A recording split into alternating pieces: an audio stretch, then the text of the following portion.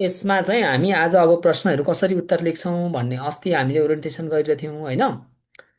अनि त्यस पछाडि फीहरू सुन्नुहोस् है, फीहरू सबै त्यहाँ चैतन्यको पेजमा पनि राखिदिनु भएको रहेछ। योगेश सरलाई फोन गर्ने, फीहरूको बारेमा बुझ्ने, यहाँ फीहरू नभन्ने होइन। मसँग चाहिँ क्वेसनहरू केही छन् भनेदेखि लिएर आउने, अनि नबुझेको कुराहरू सोध्ने। अनि पिडिएफहरू फेसबुकमा आउँदैन, यो चाहिँ तपाईँहरू पढ्ने स्टुडेन्टका लागि मात्रै आउँछ है। पढ्ने स्टुडेन्टका लागि मात्रै के आउँछ त भन्दाखेरिमा आउँछ यो अब आजबाट चाहिँ हामी पढ्नेलाई के गर्छौँ त भन्दाखेरिमा दिन्छौँ। सेट वानको कसरी उत्तर लेखिन्छ भन्ने कुराहरू पनि म भन्छु। फेरि पर्सि के हुन्छ, मेरो सेट टू हुन्छ, फेरि 2 दिन पछाडि फेरि सेट थ्री हुन्छ। त्यसरी अगाडि बढ्छौँ हामी। रेगुलर हुन्छ हाम्रो, लगभग 30 दिनसम्म हुन्छ।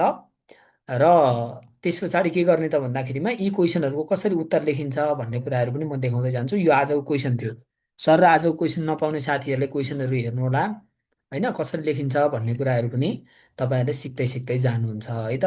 प्र्याक्टिस गरेर आउनु पर्यो, प्र्याक्टिस नगरिकन हुँदैन। पढेर आउनु पर्यो, सरसरी एकचोटि पढेर आउने, नबुझेको कुराहरू सोध्ने। अन्तिममा पिडिएफ त्यहाँ चैतन्यमै पठाइदिन्छु म, मलाई पनि ग्रुपमा जोडिदिनु भन्छु, अनि मैले आफै हालिदिन्छु है त। ल, यी आजका प्रश्नहरू भए। आजका प्रश्नमध्ये 2-3वटा प्रश्न एकदम महत्त्वपूर्ण छन्। एउटा सूचनाको हक सम्बन्धी प्रश्न महत्त्वपूर्ण छ। अर्को सार्वजनिक सेवा प्रवाह गर्ने माध्यमहरू महत्त्वपूर्ण छन्। अर्को सङ्घ प्रदेश र स्थानीय तहका अन्तर सम्बन्धका आधारहरू महत्त्वपूर्ण छन्। अर्को राजस्व व्यवस्थापन सूचना प्रणालीको महत्त्वहरू महत्त्वपूर्ण छ। त्यस्तै आर्थिक कार्यविधिको पनि महत्त्वपूर्ण छ यो है। त्यस्तै हेर्नु त बेरुजु, यो बेरुजुको क्वेसनहरू एकदम महत्त्वपूर्ण छन्। र अर्को भनेको चाहिँ हाम्रो यो निशुल्क कानुनी सहायताको पनि प्रश्न के छ त भन्दा महत्त्वपूर्ण छ है। यति प्रश्नहरू के छन्, हाम्रो महत्त्वपूर्ण प्रश्नहरू छन् है। अहिले मैले बोलेको सुन्दै हुनुहुन्छ? बोलेको सुनिँदैछ त्यहाँ भन्नु त? बोलेको सुन्दै हुनुहुन्छ नि? सुनिराखेको छ। सुनिएन भनेदेखि चाहिँ भन्नु होला ल। म अब यो च्याटलाई एकछिन अफ गर्छु, तपाईँहरूलाई यहाँनिर बुझाएर एकदम मैले भन्छु। यहाँ पढेका क्वेसनहरू यी बुझ्ने गरी मैले तपाईँहरूलाई स्टार्टिङ गर्छु। ल, पहिलो प्रश्नबाट अब हामी अगाडि गयौँ। व्यक्तिगत घटना दर्ताको महत्त्व भन्यौँ, हामीले कसरी लेख्छौँ भन्ने कुराहरू पनि म तपाईँलाई भन्दै जान्छु। हेर्नुहोस् है, दायाँ बायाँ छोडेको हुन्छ, माथि के लेख्ने, 1 देखि 2 लाइन जति परिचयहरू लेख्ने। जस्तै व्यक्तिगत घटना दर्ता भनेको के हो? जन्म, मृत्यु, बसाइसराई, सम्बन्ध विच्छेद जस्ता लगायतका मुख्य घटनाहरूको अभिलेख राख्ने कार्यलाई हामी व्यक्तिगत घटना दर्ता भन्छौँ। दर्ता भनेको त्यसको रेकर्ड राख्ने कामलाई हामी व्यक्तिगत घटना दर्ता भन्छौँ। व्यक्तिगत घटना दर्ताको महत्त्व एउटा राज्यको लागि हुन्छ। हेर्नुहोस् है, एकदम सिम्पल वेबाट, एउटा राज्यको लागि हुन्छ, अर्को व्यक्तिको लागि हुन्छ। व्यक्तिको लागि हुन्छ। जस्तै राज्यको लागि किन हुन्छ भन्दाखेरिमा हेर्नु ल यहाँनिर हामीले अघि नै भनिसक्यौँ, व्यक्तिगत घटना दर्ता भनेको यति विषयवस्तु रहेछ भन्ने कुराहरू गरिसक्यौँ। यहाँ हेर्नु त, जन्म, मृत्यु, बसाइसराई होइन, सम्बन्ध विच्छेद जस्ता यस्ता घटनाहरूको के गर्ने त भन्दा अभिलेख राख्ने कामलाई हामी व्यक्तिगत घटना दर्ता भन्दछौँ। व्यक्तिका जति पनि घटनाहरू छन् ती घटनाहरूको के गर्ने त भन्दाखेरिमा रेकर्ड राख्ने काम, यसलाई हामी व्यक्तिगत घटना दर्ता भन्छौँ। यो राज्यका लागि पनि महत्त्व छ, व्यक्तिका लागि पनि महत्त्व छ। राज्यका लागि किन महत्त्व छ भन्दाखेरिमा, जस्तै राज्यलाई पनि कानुनी पहिचान चाहिन्छ। जस्तै नागरिकताहरू भोलि दिनु पर्यो होइन। त्यतिखेर हाम्रो चाहिँ जन्म दर्ता गरेको छ भनेर सोध्नुहुन्छ, गरेको छ भन्नु भने मात्रै दिनुहुन्छ। योजना तर्जुमा गर्न भनेको, मान्छे जन्मेको अहिलेको सक्रिय जनसङ्ख्या कति छ? 61.96% हाम्रो अहिले सक्रिय जनसङ्ख्या छ। अब यस्तो जनसङ्ख्याहरूको के गर्ने त भन्दाखेरिमा देश विकासमा उपयोग गर्नका लागि चाहिँ बजेटहरू बनाउने, योजनाहरू बनाउनका लागि पनि यसले उपलब्ध गराउँछ। अर्को अर्को भनेको जनसाङ्ख्यिक विवरणहरू, जस्तै जन्म, मृत्यु, बसाइसराईहरूको दरहरू विश्लेषण गरेर। अहिले हेर्नु त हाम्रोमा जनसङ्ख्या वृद्धि दर कति छ? 0.92 हाम्रो चाहिँ प्रतिशत छ। भनेको जनसङ्ख्या वृद्धि दर हाम्रो घट्दो रूपमा अगाडि बढिरहेको छ। विगतको तुलनामा हाम्रो जनसङ्ख्या वृद्धि दर कम छ। भनेपछि अब हाम्रो राष्ट्रिय जनसङ्ख्या नीतिहरू परिमार्जन गर्न। र सामाजिक सुरक्षा भनेको, जस्तै हेर्नु त, मान्छे मरेको छ भने के गर्नु पर्यो? लगत कट्टाहरू गर्नु पर्यो।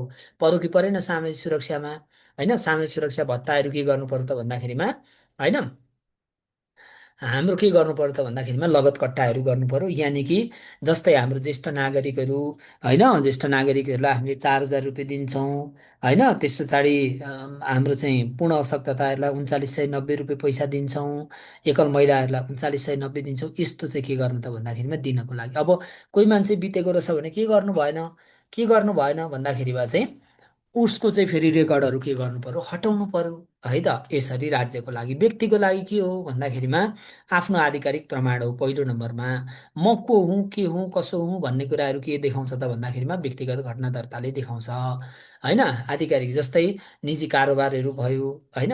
त्यस्तै भोलि चाहिँ हाम्रो चाहिँ जस्तो हेर्नु त नागरिकताहरू लिँदाखेरिमा, जन्म दर्ताहरू लिँदाखेरिमा, बसाइसराईको कागजहरू लिँदाखेरिमा के पाइन्छ, सुविधाहरू पाइन्छ, होइन। धेरै सुविधाहरू जस्तै हेर्नु त आधारभूत सेवाहरू प्राप्ति गर्न, जस्तै विद्यालय राहदानी पासपोर्टहरू बनाउन, नागरिकता प्राप्तिहरूका लागि, यो सबैका लागि पनि रहन्छ।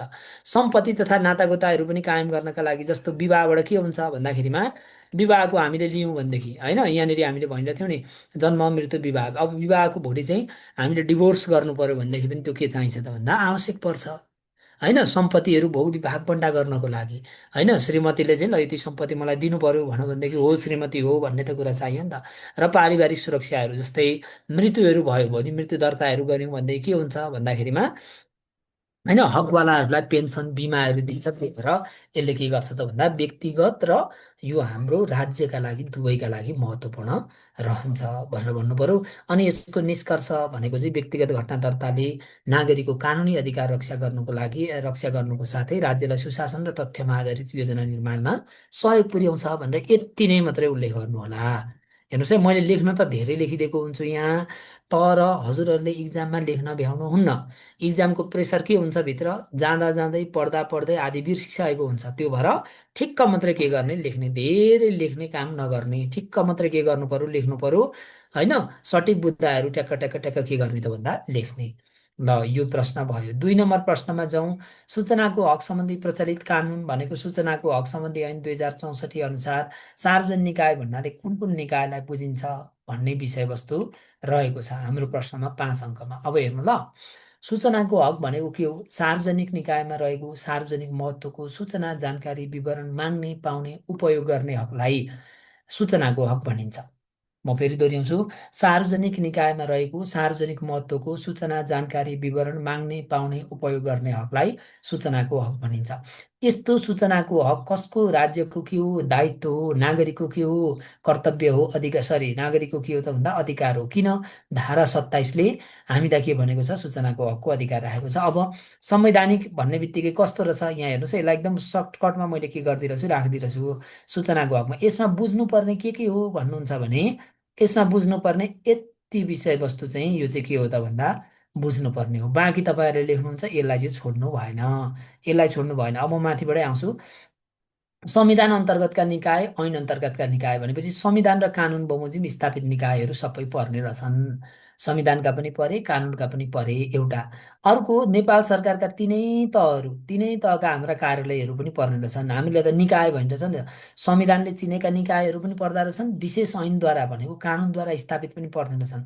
सङ्घ, प्रदेश र स्थानीय भनेको नेपाल सरकारका प्रदेशका स्थानीय तहका कार्यालयहरू पनि पर्दा रहेछन्। हेर्नुहोस् है, पहिलोमा संविधान कानुन, दोस्रोमा सङ्घीय इकाइ भनेको सङ्घ, प्रदेश र स्थानीय, तेस्रोमा कुन कुन भन्दा सङ्गठित संस्थाहरू सबै परे। हेर्नु त सरकारी स्वामित्वका यी सबै सङ्गठित संस्थाहरू, हेर्नु त कानुनद्वारा स्थापित भएका सङ्गठित संस्थाहरू, नेपाल सरकारको पूर्ण आंशिक स्वामित्व नियन्त्रणमा सञ्चालित, अनुदानमा सञ्चालित निकायहरू, होइन, नेपाल सरकारले सम्झौता गरी गठन गरेका सङ्गठित संस्थाहरू भनेपछि तेस्रोमा सङ्गठित संस्थाहरू। अब चौथोमा चाहिँ यो चाहिँ बुझ्नु पर्यो, यो चाहिँ मुख्य हो, राजनीतिक दललाई पनि भनेको छ। अनि यसमा चाहिँ के भनिरहेछ भन्नुहुन्छ भने, विदेशी राष्ट्र वा अन्तर्राष्ट्रिय सङ्घ संस्थाबाट रकम प्राप्त गरेर सञ्चालन भएका गैर सरकारी संस्थाहरू, गैर सरकारी संस्थाहरू भनेको के, एनजिओ, आइएनजिओहरू। ल भन्नु त, अब सार्वजनिक निकायभित्र एनजिओ, आइएनजिओ पनि के गरेको रहेछ, राखेको रहेछ। हेर्नुहोस् है, सार्वजनिक निकाय भन्ने बित्तिकै एनजिओ, आइएनजिओ त ठ्याक्कै हाम्रो दिमागमा आउँदैन, राजनीतिक दल सङ्गठनहरू त आउला। तर यो कानुनले के भनेको रहेछ भन्दा, नेपाल सरकार, प्रदेश सरकार, विदेशी राष्ट्र वा अन्तर्राष्ट्रिय सङ्घ संस्थाबाट रकम प्राप्त गरेर सञ्चालन भएका गैर सरकारी संस्थाहरू, यो पोइन्ट एकदमै मजाले बुझ्ने। आइएनजिओ एनजिओहरू नेपाल सरकारबाट पैसा प्राप्त गर्ने निकायहरूलाई पनि सार्वजनिक निकाय भनेको रहेछ। अरू त लेखिहाल्नुहुन्छ, संविधान र कानुन बमोजिम, सङ्घ प्रदेश र स्थानीय तह बमोजिम, सङ्गठित संस्थाहरू, पूर्ण आंशिक स्वामित्व बमोजिम, त्यस पछाडि राजनीतिक दलहरू, अर्को सम्झिनुपर्ने एनजिओ र आइएनजिओ निकायहरू, र नेपाल सरकारले राजपत्रमा तोकिदिएका अन्य कुनै पनि निकायहरू भनेको 5 नम्बरमा हाम्रो तोकिदिएका अन्य निकायहरू सबै केमा पर्ने रहेछन्? हाम्रोमा सार्वजनिक निकाय भन्नेमा पर्ने रहेछ।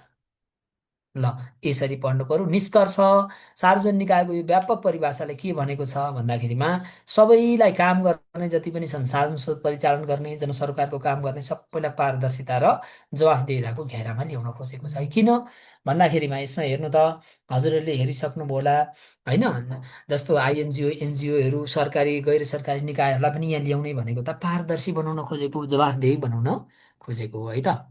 ल, यो क्वेसन पनि एकदमै महत्त्वपूर्ण छ। हामीले पहिलो क्वेसन के प्र्याक्टिस गऱ्यौँ?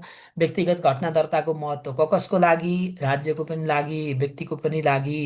त्यस पछाडि दोस्रो क्वेसन के प्र्याक्टिस गऱ्यौँ? सूचनाको हक सम्बन्धी प्रचलित कानुनी व्यवस्था, यसभित्रको सूचनाको हक सम्बन्धी सार्वजनिक निकायको परिभाषा। सार्वजनिक निकायको परिभाषा पनि हामीले के गर्यौँ? इजी लेभलबाट सिक्यौँ है त। अब सेवा प्रवाह गर्ने माध्यम भन्ने छ, हेर्नुहोस् है। सेवा प्रवाह गर्ने माध्यम वा निकायको बारेमा लेख्नुहोस् भनेर क्वेसन यसरी आउँदाखेरिमा सुरुमा सार्वजनिक सेवा प्रवाहको थोरै अथवा सार्वजनिक सेवाको के गर्नु पर्यो, थोरै के गर्नु पर्यो, उल्लेख गरिदिनु पर्यो है त। सार्वजनिक सेवाको के गर्ने त भन्दाखेरिमा उल्लेख गरिदिने। जस्तै हेर्नु त, राज्यले आफ्नो नागरिकका लागि चाहिँ के गर्ने त भन्दाखेरिमा होइन, उपलब्ध गराउने सेवा सुविधा हकहरू वितरण गर्ने कार्यको समष्टिगत स्वरूपलाई नै सार्वजनिक सेवा प्रवाह भन्छ। सार्वजनिक सेवा प्रवाह भनेको चाहिँ नागरिक हित र सन्तुष्टिका लागि, ग्रेटेस्ट ह्याप्पिनेस अफ पिपल भन्छौँ हामीले, भनेको नागरिकको अधिकतम सन्तुष्टिका लागि, गुणात्मक शासन प्रत्याभूतिका लागि, नागरिक सन्तुष्ट शासन विकास गर्नका लागि सरकारले, विशेष गरी राज्यले यानि कि स्टेट एक्टरले प्रदान गर्ने सेवाहरू यो विभिन्न माध्यम र तरिकाको माध्यमबाट प्रदान गरिन्छ। यस्ता सेवाहरू, यस्ता सुविधाहरू कसलाई प्रदान गरिन्छ? विशेष गरी नागरिकलाई है। अब यो सेवा प्रवाह गर्ने हाम्रा माध्यमहरूमा हेर्नु त, अब तपाईँहरूलाई म एकदम सिम्पल वेबाट भन्छु। यतापट्टि हेरौँ है।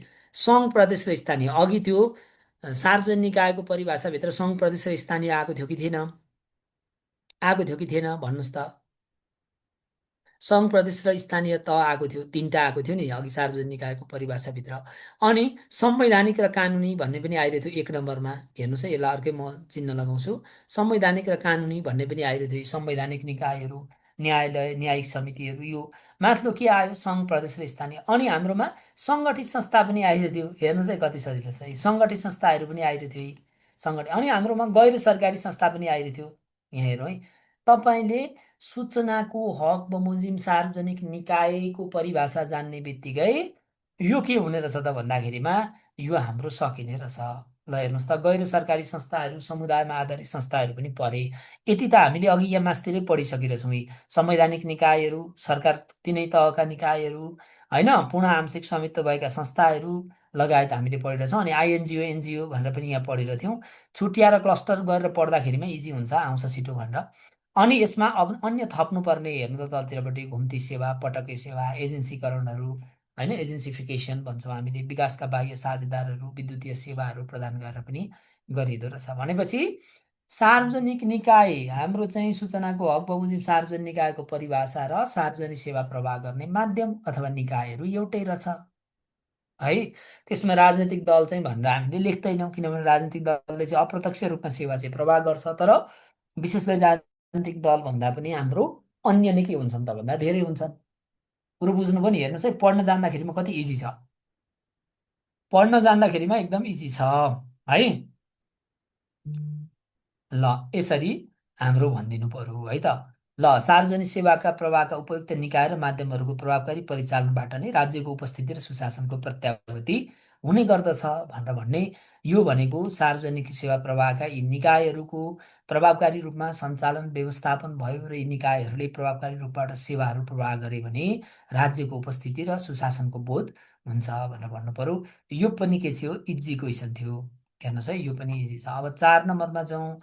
राष्ट्रिय परिचय पत्र प्रदान गर्ने प्रक्रिया उल्लेख गर्नुहोस् भनेपछि परिचय पत्र कसरी प्रदान गरिन्छ, साथै राष्ट्रिय परिचय व्यवस्थापन सूचना प्रणालीमा रहने व्यक्तिका विवरणहरू उल्लेख गर्नुहोस् भनेर यो राष्ट्रिय परिचय पत्र होइन पञ्जीकरण हाम्रो पञ्जीकरण ऐन 2076 बमोजिम हामीलाई यो क्वेसनहरू के गरेको हो त भन्दा सोधेको हो है। अब यसको अहिले अब हामी कुराकानी गर्छौँ। राष्ट्रिय परिचय पत्र भनेको के हो भन्दा व्यक्तिका हरेक जानकारीहरू होइन व्यक्तिगत जानकारीहरू समेटिएको परिचय पत्रलाई हामी राष्ट्रिय परिचय पत्र भन्छौँ। यस्तोमा नाम थर जन्ममिति लिङ्ग राष्ट्रियता स्थायी ठेगाना होइन लगायतको नागरिकता नम्बरहरू सबै विवरणहरू समेटिएको होइन व्यक्तिको वैयक्तिक विवरणलाई होइन पर्सनल हाम्रो चाहिँ डकुमेन्ट भन्छौँ अथवा पर्सनल हाम्रो चाहिँ जानकारी समेटिएको होइन विवरणहरू समेटिएको त्यस्तो प्रणालीलाई अथवा त्यस्तो परिचय पत्रलाई हामी राष्ट्रिय परिचय पत्र भन्छौँ। तपाईँहरूमध्ये धेरैले राष्ट्रिय परिचय पत्र पनि पाउनुभएको छ एक लाइनमा लेखिदिने। अब यसको परिचय पत्र प्रदान गर्ने प्रक्रिया भनेको राष्ट्रिय परिचय पत्र तथा पञ्जीकरण ऐन 2076 दफा 9मा के छ त भन्दा उल्लेख छ। हेर्नुहोस् है भोलि तपाईँलाई राष्ट्रिय परिचय पत्र तथा पञ्जीकरण ऐन 2076को अनुसार राष्ट्रिय परिचय पत्र प्रदान गर्ने प्रक्रिया उल्लेख गर्नुहोस् भन्यो भने पनि कुरा एउटै। यता भन्यो भने एउटा पहिला के गर्नु पर्यो स्थानीय अधिकारी समक्ष निवेदन दिनु पर्यो मलाई राष्ट्रिय परिचय पत्र दिनुहोस् भनेर उसैले निवेदन फारम दिने हो त्यही के गर्नु पर्यो त भन्दाखेरिमा भनिदिनु पर्यो। अनि स्थानीय अधिकारीले के गरिदिन्छ सिफारिस गरिदिन्छ निजलाई राष्ट्रिय परिचय पत्र दिनुहोस् भनेर के गरिदिन्छ त भन्दा विभागमा पठाइदिन्छ। अनि विभागले त्यस्तो विवरणहरू के गर्छन् भेरिफाइड गर्छन्। अहिले यो सबै केबाट हुन्छ हाम्रो जिल्ला प्रशासन कार्यालयबाट हुन्छ यो अनलाइनबाट हामीले गर्ने हो। त्यस पछाडि विभागले त्यस्तो विवरणहरू भेरिफाइड गर्ने भनेको नागरिकले पेस गरेको कहिलेकाहीँ के हुन्छ होइन रमाकान्त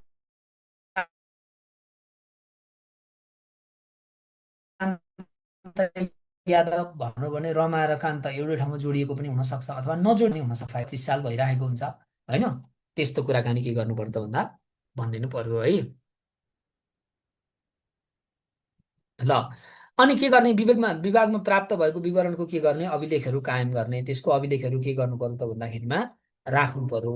अनि महानिर्देशकले भन्छ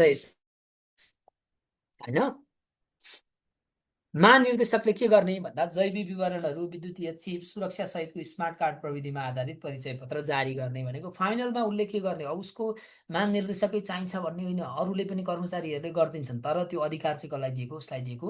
अनि नागरिकता प्राप्त भएको व्यक्तिको नागरिकताको आधारमा दिनु पर्यो भेरिफाइड गरेर नागरिकता प्राप्त गरेको छैन यदि भनेदेखि चाहिँ के गर्नु पर्यो कुनै एउटा हुन्छ नि त होइन कुनै एउटा उसको परिचय पत्रहरू हुनसक्छ वा चाहिँ तोकिएको प्रमाणका आधारमा के गर्ने दिने नाबालकको हकमा पनि आवश्यक विवरणहरू ढाँचा प्रक्रिया बमोजिम तोके बमोजिम हुने भनेर भनेको छ। यो चाहिँ हाम्रो परिचय पत्र प्रदान गर्ने तरिका हो। यानि कि फर्म भर्नुपर्ने रहेछ सिम्पलमा है सुरुमा निवेदन दिनुपर्ने रहेछ फर्महरू भर्ने त्यस्तो भेरिफाइडहरू गर्ने भेरिफाइड भइसकेपछि अभिलेखहरू राख्ने अभिलेख भएपछि परिचय पत्र दिने परिचय पत्र नागरिकता छ भने नागरिकताको आधारमा दिने छैन यदि भनेदेखिमा होइन उल्लेखित प्रक्रिया पुरा गरेर दिने। अब परिचय पत्रमा देखिने विवरणहरू यहाँ हेर्नुहोस् ल यहाँ माथिकै नाम थर फोटोहरू जन्ममिति लिङ्ग राष्ट्रियता स्थायी ठेगाना परिचय पत्र नम्बर जारी गरेको मिति त्यो अधिकारी कसले जारी गरेको हो र नागरिकताको किसिम नागरिकता प्राप्त गरेको व्यक्तिको हकमा त्यसको नागरिकताको नम्बर र नागरिकता किसिम। अब नागरिकता प्राप्त गरेको छैन यदि भनेदेखि उसको भएन। अनि ऐनको दफा 11को 1मा के भनेको छ भन्नुहुन्छ भने यस्तो अभिलेख पनि राख्नुपर्छ भनेको छ। हेर्नुहोस् त एउटा वैयक्तिक अभिलेखहरू राख्नु पर्यो व्यक्तिको विवरणहरू अघि हामीले भनेकै कुराकानी छ यसमा थपिएको भनेको पति पत्नीको नामहरू छ कि छैन बाबु आमा बाजेहरूको नामहरू नागरिकताको किसिमहरू आइसक्यो यो दुईटा विषयवस्तु यहाँनिर थपिँदछ। हेर्नुहोस् है नाम थर जन्ममितिहरू भइहाल्यो लिङ्ग राष्ट्रियताहरू भइहाल्यो ठेगानाहरू भइहाल्यो होइन यसमा यति दुईटा विषयवस्तु। अनि प्राविधिकहरू जस्तो फोटोहरू भयो अनि बायोमेट्रिक भन्छौँ बायोमेट्रिक भनेको चाहिँ हाम्रो तपाईँहरू यसो लगइन गर्दाखेरिमा त्यो एप्लिकेसनहरू लगइनहरू गर्नुभयो भनेदेखि कोही बेला आँखाको कोही बेला हातको लिन्छ नि त त्यसलाई बायोमेट्रिक भन्छौँ होइन। राष्ट्रिय परिचय पत्र नम्बरहरू त्यो परिचय पत्र जारी गर्ने अधिकारीको चाहिँ मिति त्यो जारी गर्ने अधिकारीहरूको र तोकिएका विवरणहरू के गर्नुपर्छ त भन्दा राख्नुपर्छ है। यति विषयवस्तु हो यो 5 नम्बरमा सोध्ने खालको प्रश्न हो। यहाँ चाहिँ मैले 10 नम्बर पुर्याएर तपाईँहरूलाई गरेको हो यसलाई पनि ख्याल गर्नुहोला। र निष्कर्ष भन्ने राष्ट्रिय परिचय पत्र व्यवस्थापन सूचना प्रणालीमा व्यक्तिको पूर्ण पहिचान खोल्ने विवरणहरू एकीकृत रूपमा रहन्छन् भनेको इन्टिग्रेटेड सिस्टममा। इन्टिग्रेटेड भन्ने बित्तिकै राष्ट्रिय परिचय पत्र भइसकेपछि अब सबै विवरणहरू के हुन्छ त्यसैबाट थाहा हुन्छ है। यसले के हुन्छ, यस्तो डिजिटल अभिलेखले राज्यद्वारा प्रदान गर्ने सेवा सुविधाहरूलाई थप प्रभावकारी, पारदर्शी र भरपर्दो बनाउनका लागि योगदान पुर्याउँछ भनेर सटिकमा के गर्नु पर्यो भनिदिनु पर्यो ल। यसरी यसलाई अब एकचोटि पढ्नुभयो भने मजाले बुझ्नुहुन्छ। र 4 नम्बर प्रश्न पनि हामीले सक्यौँ। 5 नम्बरको क्वेसन के गर्ने हो, बुझ्ने होइन घोक्ने हो यो क्वेसन। सुन्नुहोस् है, 5 नम्बरको क्वेसन भनेको सङ्घ प्रदेश र स्थानीय तहको अन्तर सम्बन्धका आधारहरू भनेको छ। यो भनेको हाम्रो धारा 232 नेपालको संविधानको धारा 232मा सङ्घ प्रदेश र स्थानीय 3 तहको सम्बन्ध भनेको सहकारिता, सहअस्तित्व र समन्वय बमोजिम हुनेछ भन्ने उल्लेख छ होइन। यसमा हेर्नुभयो भनेदेखिमा होइन, सहकारिता, सहअस्तित्व र समन्वय। सहकारिता भनेको कोअपरेटिभ, सहअस्तित्व भनेको कोएक्जिस्टेन्स र समन्वय भनेको कोअर्डिनेसन बमोजिम हुनेछ। यानि कि 3C बमोजिम के हुनेछ त भन्दा हुनेछ भन्ने उल्लेख छ। अब त्यसैलाई आधार मानेर 2077 सालमा एउटा कानुन निर्माण गरियो। त्यसलाई हामी के भन्छौँ भन्दा सङ्घ प्रदेश र स्थानीय तहको समन्वय तथा अन्तर सम्बन्ध सम्बन्धी ऐन भन्छौँ, 2077 भन्ने छ। यो कानुन बमोजिम के भनेको छ त भन्दा सङ्घ प्रदेश र स्थानीय तहको अन्तर सम्बन्धका आधारहरू उल्लेख गरेको छ। अब यसलाई के गर्ने, यसरी यहाँनिर बनाउने सूत्र सम भन्ने।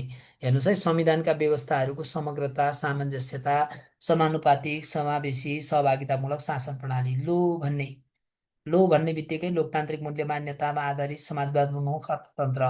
फेरि सम भन्ने बित्तिकै सङ्घीय कानुन, नीति, निर्णय कार्यान्वयनमा आपसी समन्वय, सहकार्य। फेरि भन्ने नेपाली नागरिकहरू बिचको समान के त भन्दाखेरिमा व्यवहार सुरक्षा। यसरी के गर्नु पर्यो, यिनीहरूलाई अब मैले भनिराख्नु परेन, मैले भन्दा पनि यिनै विषयवस्तुहरू हुन् होइन। तपाईँहरूले पढ्दाखेरिमा पनि के त काप्रा, हेर्नुहोस् है, भप्रा भने पनि हुन्छ यसलाई। काप्रा भप्रा भनेको चाहिँ यसैलाई यहाँ त मैले सजिलो गरी राखिदिएको छु, यो भलाई मास्तिरपट्टि राखेर होइन, काप्पा भप्पा भनेर यसरी सम्झेर सजिलो बनाएर के गर्ने त भन्दा लेख्ने। यसलाई घोकेर कण्ठ गर्नु होला, यो एकदमै महत्त्वपूर्ण प्रश्न छ है। हेर्नु त, सम्लो सम्ने काप्रा भप्रा भन्ने, काप्रा भप्रा अनि पासना व्यासम भनेर यसरी सम्झिनु पर्यो है त। यसरी के गर्ने त भन्दाखेरिमा भन्ने है। हेर्नु त, सम्लो सम्ने, समसमता आयो नि त, सम्लो सम्ने काप्रा भप्रा, पास पास होइन, पास काप्रा भप्रा पास।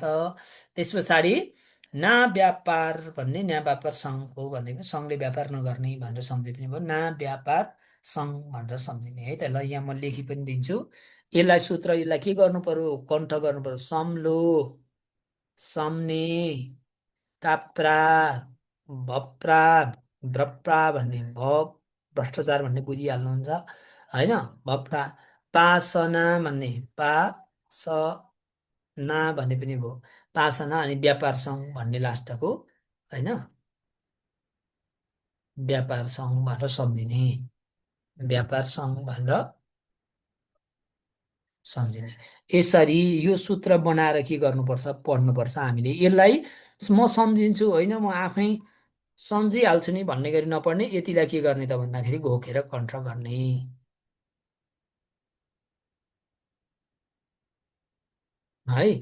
सम्लो सम्ने काप्रा भप्रा पासना व्यापार सङ्घ भनेर यसरी के गर्नु पर्यो, सम्झिनु पर्यो है त।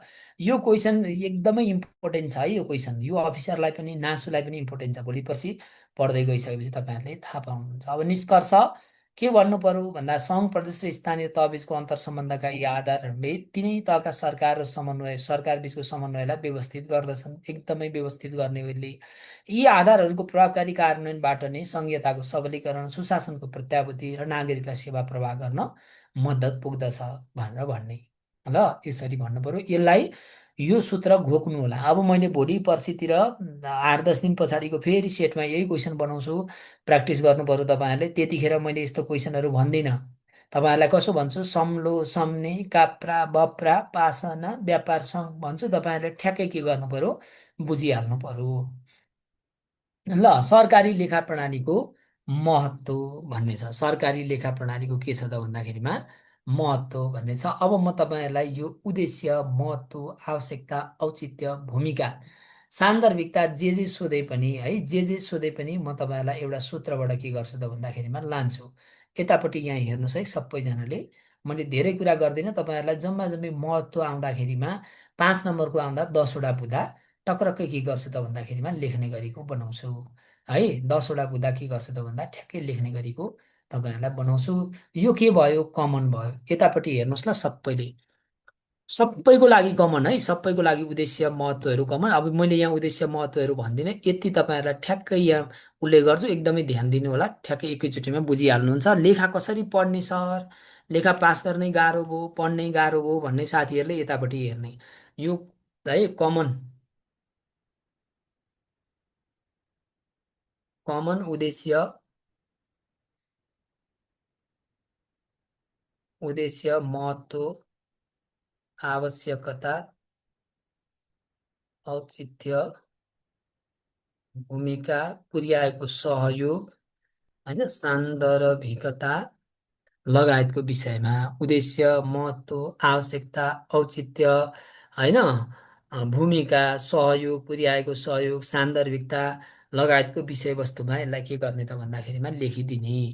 ठिक छ यसलाई के गर्नु पर्यो त भन्दाखेरिमा लेखिदिने। ल अब यतापट्टि तपाईँहरूले देखिराख्नु भएको छ मेरो बोली पनि सुनिराख्नु भएको छ त्यहाँ भन्नु त च्याटमा बोलीहरू सुनिरहेको छ देखिराखेको छ।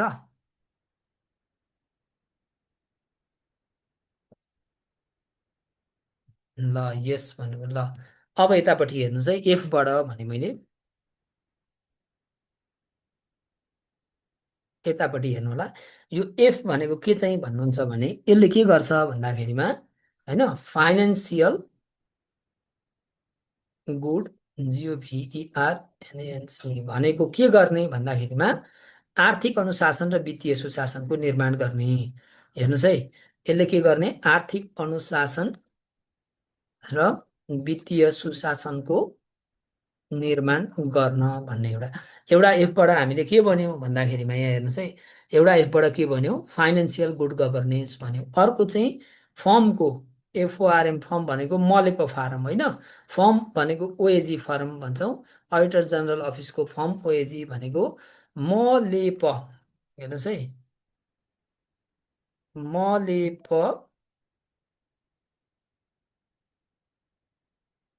मलेप फारम नम्बरको कार्यान्वयनमा के गर्न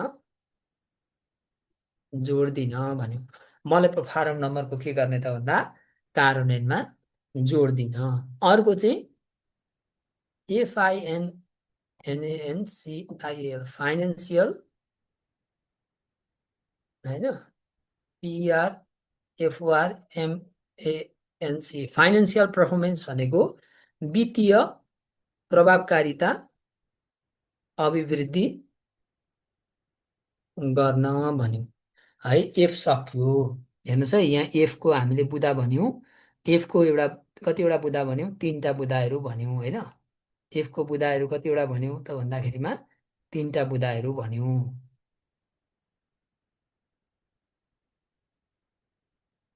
ल एफको बुदा 3टा भन्यौँ त्यस पछाडि ए को बुदा है। अब ए को बुदामा छौँ हामी यतापट्टि हेरौँ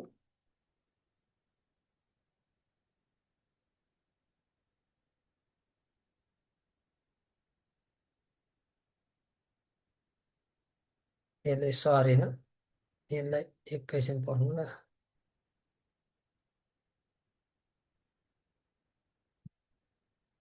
ल कमन उद्देश्य महत्त्व भनेर मैले यहाँ देखेँ एफको बुदा भइहाल्यो यो होइन। ल यो 3टा पोइन्ट भयो। अब ए को बुदा है ए भनेको के गर्ने एलोकेसन इएफएफआई सिआइइएनसी एफिसियन्सी एनएबिएसओआरपी टिआई एब्जर्प्सन क्यापासिटी भनेको यो के भनेको भन्दा विनियोजनमा कुशलता र कार्यान्वयनमा है विनियोजनमा कुश कुशलता र कार्यान्वयनमा दक्षता बढाउन भन्यौँ हामीले एउटा है ए को। अर्को ए भनेको अडिट हेर्नुहोस् है अडिट भनेको आन्तरिक र अन्तिम लेखा परीक्षण है आन्तरिक र अन्तिम होइन अन्तिम लेखा परीक्षण कार्यालय लेखा परीक्षण कार्यमा सहयोग पुर्याउन भन्यो। लेखा परीक्षण कार्यमा जहिले पनि सरकारी लेखा प्रणालीले के गर्ने हो? सहयोग पुर्याउने हो है। एफ ए सक्यो। अब आई भन्यो। आईको बुदा। आई भनेको के त भन्दा सरकारवाला निकायलाई इन्फर्मेसन भन्छौँ। हेर्नुहोस् है, इन्फर्मेसन भनेको चाहिँ कस्तो हो भन्दा सरोकार होइन, सरकारवाला निकायलाई, सरकारवाला निकाय भनेको जो पनि हुनसक्छ होइन, सरकारवाला निकायलाई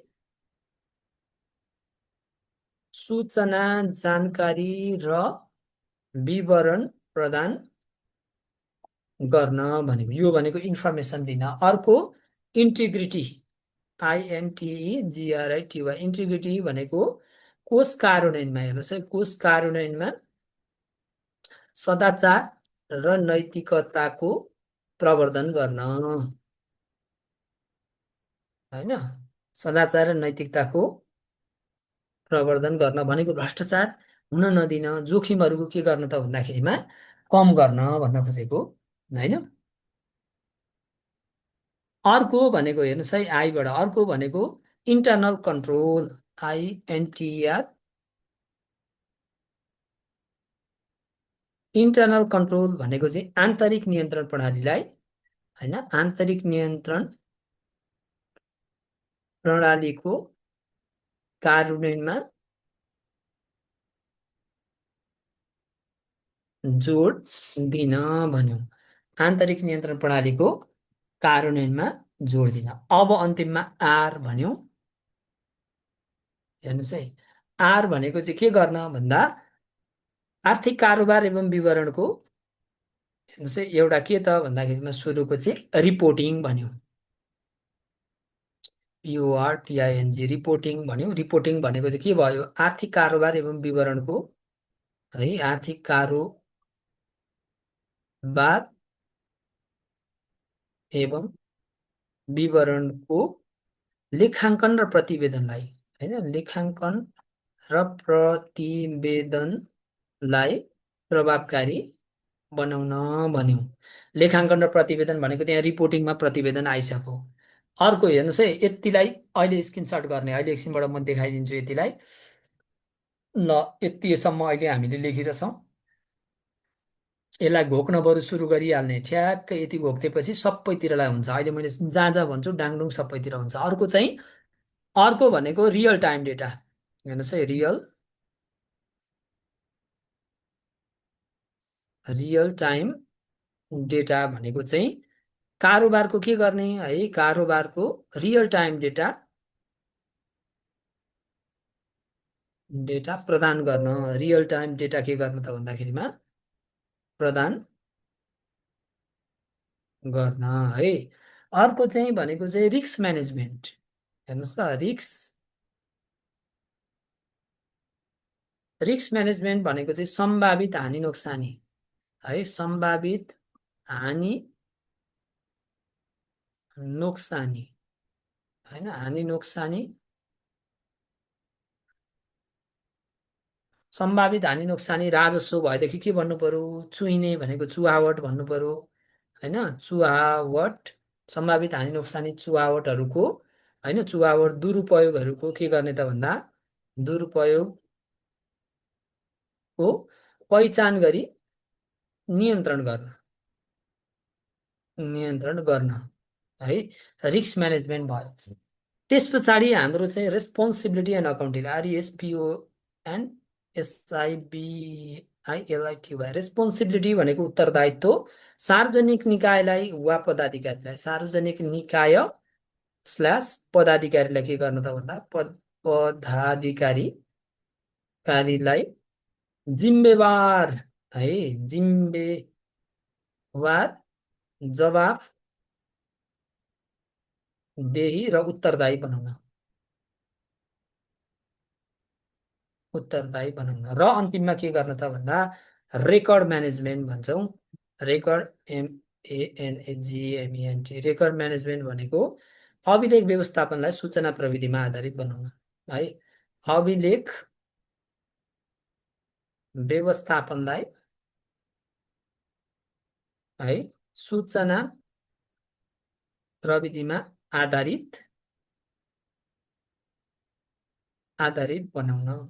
यति भनेदेखि पुग्छ। ल अब यतापट्टि हेर्नुहोस् है। यसमा हामीले लेखेका जम्मा यहाँ तल 5वटा लेख्यौँ, यहाँ 3टा 8वटा, यहाँ 2टा 10वटा, 10 3 13वटा के लेख्यौँ त भन्दाखेरिमा हामीले लेख्यौँ है। जम्मा 13वटा लेख्यौँ। यहाँ के भनिरहेको छु मैले, उद्देश्य महत्त्व आवश्यकता सबै भनिरहेको छु। अब यिनै विषयवस्तुहरू अहिले तपाईँले यो पढिसक्नुभयो। यिनै विषयवस्तुहरू माथि के हुन्छन्, सर्लक्क आउँछन्। यहाँ हेर्नुहोस् है, तपाईँहरूलाई आएको म ठ्याकठ्याकी भनिदिन्छु यहाँनिर। धेरै पढ्दै पर्दैन यी। हेर्नुहोस् त, कारोबारको लेखाङ्कन र प्रतिवेदनलाई प्रभावकारी बनाउन भनेको लेखाङ्कन कार्य भन्ने हो, त्यही आइहाल्यो। वित्तीय विवरणहरू आर्थिक विवरण समयमै तयार गर्नु भनेको त्यही लेखाङ्कन प्रतिवेदनै आयो। यहाँ वित्तीय प्रतिवेदन आयो, वित्तीय प्रतिवेदनहरू निर्माण गर्नु, नेप्सास भनेको Nepal public sector accounting standard बमोजिम भन्ने कुरा आयो। आन्तरिक नियन्त्रण इन्टरनल कन्ट्रोल र आन्तरिक लेखा परीक्षण, यहाँ हेर्नु त इन्टरनल कन्ट्रोललाई के भनेको थियौँ हामीले आइमा। इन्टरनल कन्ट्रोल आन्तरिक नियन्त्रण प्रणालीको प्रभावकारितामा जोड दिन, अडिटमा आन्तरिक लेखा परीक्षण अन्तिम लेखा परीक्षण कार्यमा सहयोग पुर्याउन भनेर थियौँ। त्यस पछाडि हेर्नुहोस् त, यहाँनिर विनियोजनमा कुशलता र कार्यान्वयनमा दक्षता तल आइसक्यो।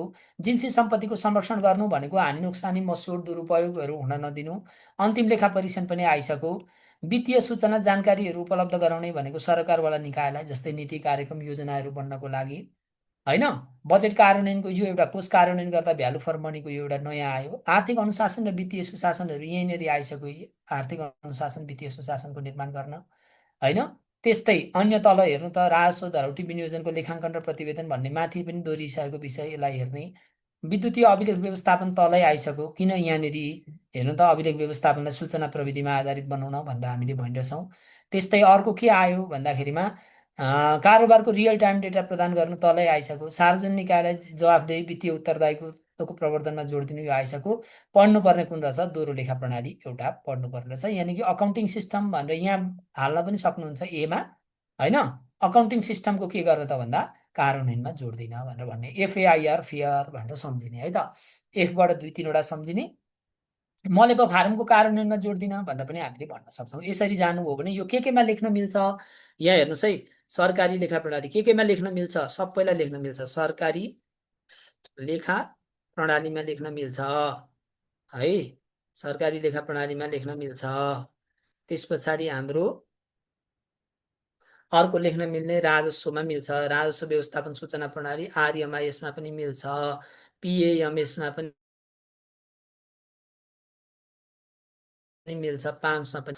त्यस पछाडि हाम्रो जिन्सी राजस्व धरौटी सबैतिर मिलिहाल्यो, टाकटुक मिल्यो है त। यो सबैतिर लेख्नलाई मिल्छ। अब यहाँ तलतिरपट्टिको क्वेसनमा अब मैले भन्दिनँ, यहाँ यतापट्टि हेर्नुहोस् है। यहाँनिर हेर्नुहोस् ल, यहाँ तपाईँहरूलाई म अब यहाँ हामीले देख्ने बैङ्क नगदी किताबको परिचय दिँदै भनेर यो क्वेसन सोधेको छ नि तलतिरपट्टि। अब यो हामीले यति पढिसक्यौँ। अब यसैबाट हेर्नुहोस् है, बैङ्क नगदी किताबको कुन कुन लेख्ने, अरू कुन कुन। यहाँ हेर्नुहोस् है, आन्तरिक र अन्तिम लेखा परीक्षण यहीँ आइसक्यो, आइसक्यो होइन। त्यस पछाडि अर्को भनेको कारोबारमा देखिएका गल्ती कमजोरीहरू पहिचान गरेर सुधार गर्नु भनेको कारोबारमा देखिने हिनामिना मसुड दुरुपयोग अभिलेख व्यवस्थापन त्यहीँ आइसक्यो। आयो कि आएन, आन्तरिक नियन्त्रण त्यहीँ आइसक्यो। हेर्नुहोस् है, सरकारवाला निकायलाई सूचना जानकारी विवरण दिने त्यहीँ आइसक्यो होइन। त्यस पछाडि ल यति विषयवस्तु त के भयो त भन्दाखेरिमा हाम्रोमा आइसके भनेपछि अब अरू पढ्नुपर्ने कति रहेछ त भन्दा यति विषयवस्तु रहेछ। नगदको हिनामिना दुरुपयोगहरू तलै आइसक्यो, हिनामिना मसुर दुरुपयोगहरूको होइन। यसरी हामीले पढ्छौँ। ल अब ब्याङ्क नगदी किताबमा जाउँ। ब्याङ्क नगदी किताब भनेको कस्तो भन्नुहुन्छ भने कार्यालयमा प्राप्त हुने नगद मौद्दातहरू, ब्याङ्क मौद्दातहरू होइन। त्यस पछाडि त्यसको चाहिँ बजेटहरूको विषयवस्तु, पेस्कीहरूको विषयवस्तुहरूको अभिलेख राख्नका लागि मलेपो फार्म नम्बर 209 बमोजिम निर्माण गर्ने खातालाई हामी ब्याङ्क नगदी किताब भन्छौँ होइन। ब्याङ्क नगदी भनेको ब्याङ्क र नगदको अवस्था के गर्ने त भन्दा जानकारी गराउने होइन। ब्याङ्कमा कति छ, कार्यालयमा हुने नगद कति छ, ब्याङ्कमा कति छ, त्यो नगदहरूको कार्यालयमा हुने क्यास, ब्याङ्कमा हुने क्यास, नामै के छ, ब्याङ्क नगदी छ। ब्याङ्कको पनि नगद, कार्यालयको पनि नगदको बारेमा के गर्ने त भन्दा जानकारी गराउने। यो हाम्रो किताबलाई मलेपो फार्म नम्बर 209 बमोजिम तयार गर्ने खातालाई हामी के भन्छौँ, ब्याङ्क नगदी भन्छौँ। यो 18 महलको हुन्छ। यो जहिले पनि गोस्वा र भौचर तयार गरिसकेपछि तयार गरिन्छ। र गोस्वा र भौचरमा डेबिट भएको, डेबिट मलमा राखेको त्यहाँनिर होइन, डेबिट द रिसिभर भन्छौँ। जे आउँछ वाट कम्स इन डेबिट भन्छौँ हामीले, जे आउँछ डेबिट गर्ने हो हामीले होइन। जस्तै कार्यालयमा आउने फर्निचरहरू भयो, कार्यालयमा आउने चाहिँ हाम्रा चाहिँ पर्दाहरू भयो, टेबल फ्यानहरू भयो, ती सबै डेबिट गर्छौँ। क्रेडिट भनेको चाहिँ पैसा तिरिन्छ यदि भने कार्यालयको तर्फबाट त्यो क्रेडिट हुन्छ। अनि व्यक्तिको खातामा जब पैसा आउँछ नि त्यहाँ क्रेडिटेड भनेर आएको हुन्छ।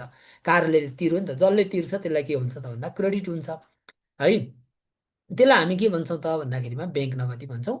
त्यता डेबिट गरेको छ, गुस्सा र भोजनमा डेबिट गरेको छ भने त्यसलाई पनि के गर्नु पर्यो, डेबिटै गर्नु पर्यो। अब यसको उद्देश्य महत्त्वहरू के भन्ने, कारोबारको आय व्ययको यथार्थ विवरणहरू चित्रण गर्नु, नगद व्यवस्थापनहरू प्रभावकारी हुन्छ। ब्याङ्क हिसाब मिलान किन भन्दा ब्याङ्कको पनि हेरिन्छ, अघि मैले भनिसकेको थिएँ होइन। पेस्की व्यवस्थापन कार्य प्रभावकारी हुन्छ, यहीँ टपिकमै छ। यहाँ हेर्नु न, नगद मौद्दात प्रभावकारी हुने, ब्याङ्क मौद्दात प्रभावकारी हुने, पेस्कीको विवरण के हुने त भन्दाखेरिमा प्रभावकारी हुने, पेस्की व्यवस्थापन पनि के हुने, प्रभावकारी हुने। यो तिनवटा जति त बुँदा यसैमा छन्। यसको अन्य खाता निर्माणका लागि आधार तयार गर्नु, यो बुँदा छ नि, यो सबैमा लेख्न मिल्छ। गुस्सा र भौचरको आय पनि मिल्छ, ब्याङ्क नगदी आय पनि मिल्छ, आर्थिक विवरण आय पनि मिल्छ होइन, बजेट हिसाब खाताहरू आय पनि सबैलाई मिल्छ। कारोबारको वर्गीकरण व्याख्या गर्ने, यथार्थ चित्रण गर्ने, यो पनि के हुन्छ भन्दा आलु बुदाउँ सबैमा लेख्न मिल्छ। अनि यी तलका त सबैतिर के हुँदो रहेछ, लेख्न मिल्दो रहेछ। भनेपछि यसको जम्मा जम्मी पढ्नुपर्ने कति रहेछ भन्दाखेरिमा यति तिनवटा विषय मात्रै हाम्रो के गर्नुपर्ने रहेछ, यसको पढ्नुपर्ने रहेछ। नगदको हिनामिना दुरुपयोगहरू पत्ता लगाउने, नगद व्यवस्थापन प्रभावकारी बनाउने, ब्याङ्क हिसाब मिलान विवरण तयार पार्ने, अरू सबै के रहेछन् त भन्दा कमन रहेछन् है। यसरी पढ्ने। अब राजस्व व्यवस्थापन सूचना प्रणालीको महत्त्व, मैले यो किन स्पिडमा लगेको भन्नुहुन्छ भने अब यिनै विषयवस्तु छन्। यहाँ हेर्नु नै, राजस्वको रियल टाइम हेर्नुहोस् है, राजस्वको लेखाङ्कन प्रतिवेदन, अकिनी माथि भनेको राजस्वको चुहावट न्यूनीकरण, हिनामिना चुहावट यहाँ भनिरहेको थियौँ नि, राजस्व आयो भने चुहावट भन्नुपर्छ है भन्दै मैले भनेको थिएँ कि थिइनँ, चुहावट होइन, चुहावट भनिरहेको थियौँ यहाँनिर हामीले है। हेर्नुहोस् त, चुहावट चाहिँ हुन्छ, चुहावट नियन्त्रण गर्न। अनि हेर्नुहोस् है, राजस्वको हिनामिनाहरू के गर्नको लागि, दुरुपयोगहरू नियन्त्रण गर्ने, एकीकृत वित्तीय विवरणहरू तयार गर्न होइन। त्यस पछाडि सूचनाहरू दिन, जस्तै राजस्व नीति योजना बनाउने कार्यहरूमा के गर्ने, निर्माणमा सूचना पुर्याउन अथवा सूचना सहयोग गर्नका लागि। अर्को, सरकारवालालाई पनि सूचना जानकारी विवरण प्रदान गर्न, आन्तरिक नियन्त्रण प्रणालीलाई मजबुत बनाउनका लागि, आर्थिक अनुशासन वित्तीय शासन र मलेपो फारमको कार्यान्वयनमा जोड दिने। जस्तै हेर्नु त, राजस्व सम्बन्धी होइन, राजस्व सम्बन्धी मलेप फारमको कार्यान्वयनमा जोड दिन भनेर भन्ने।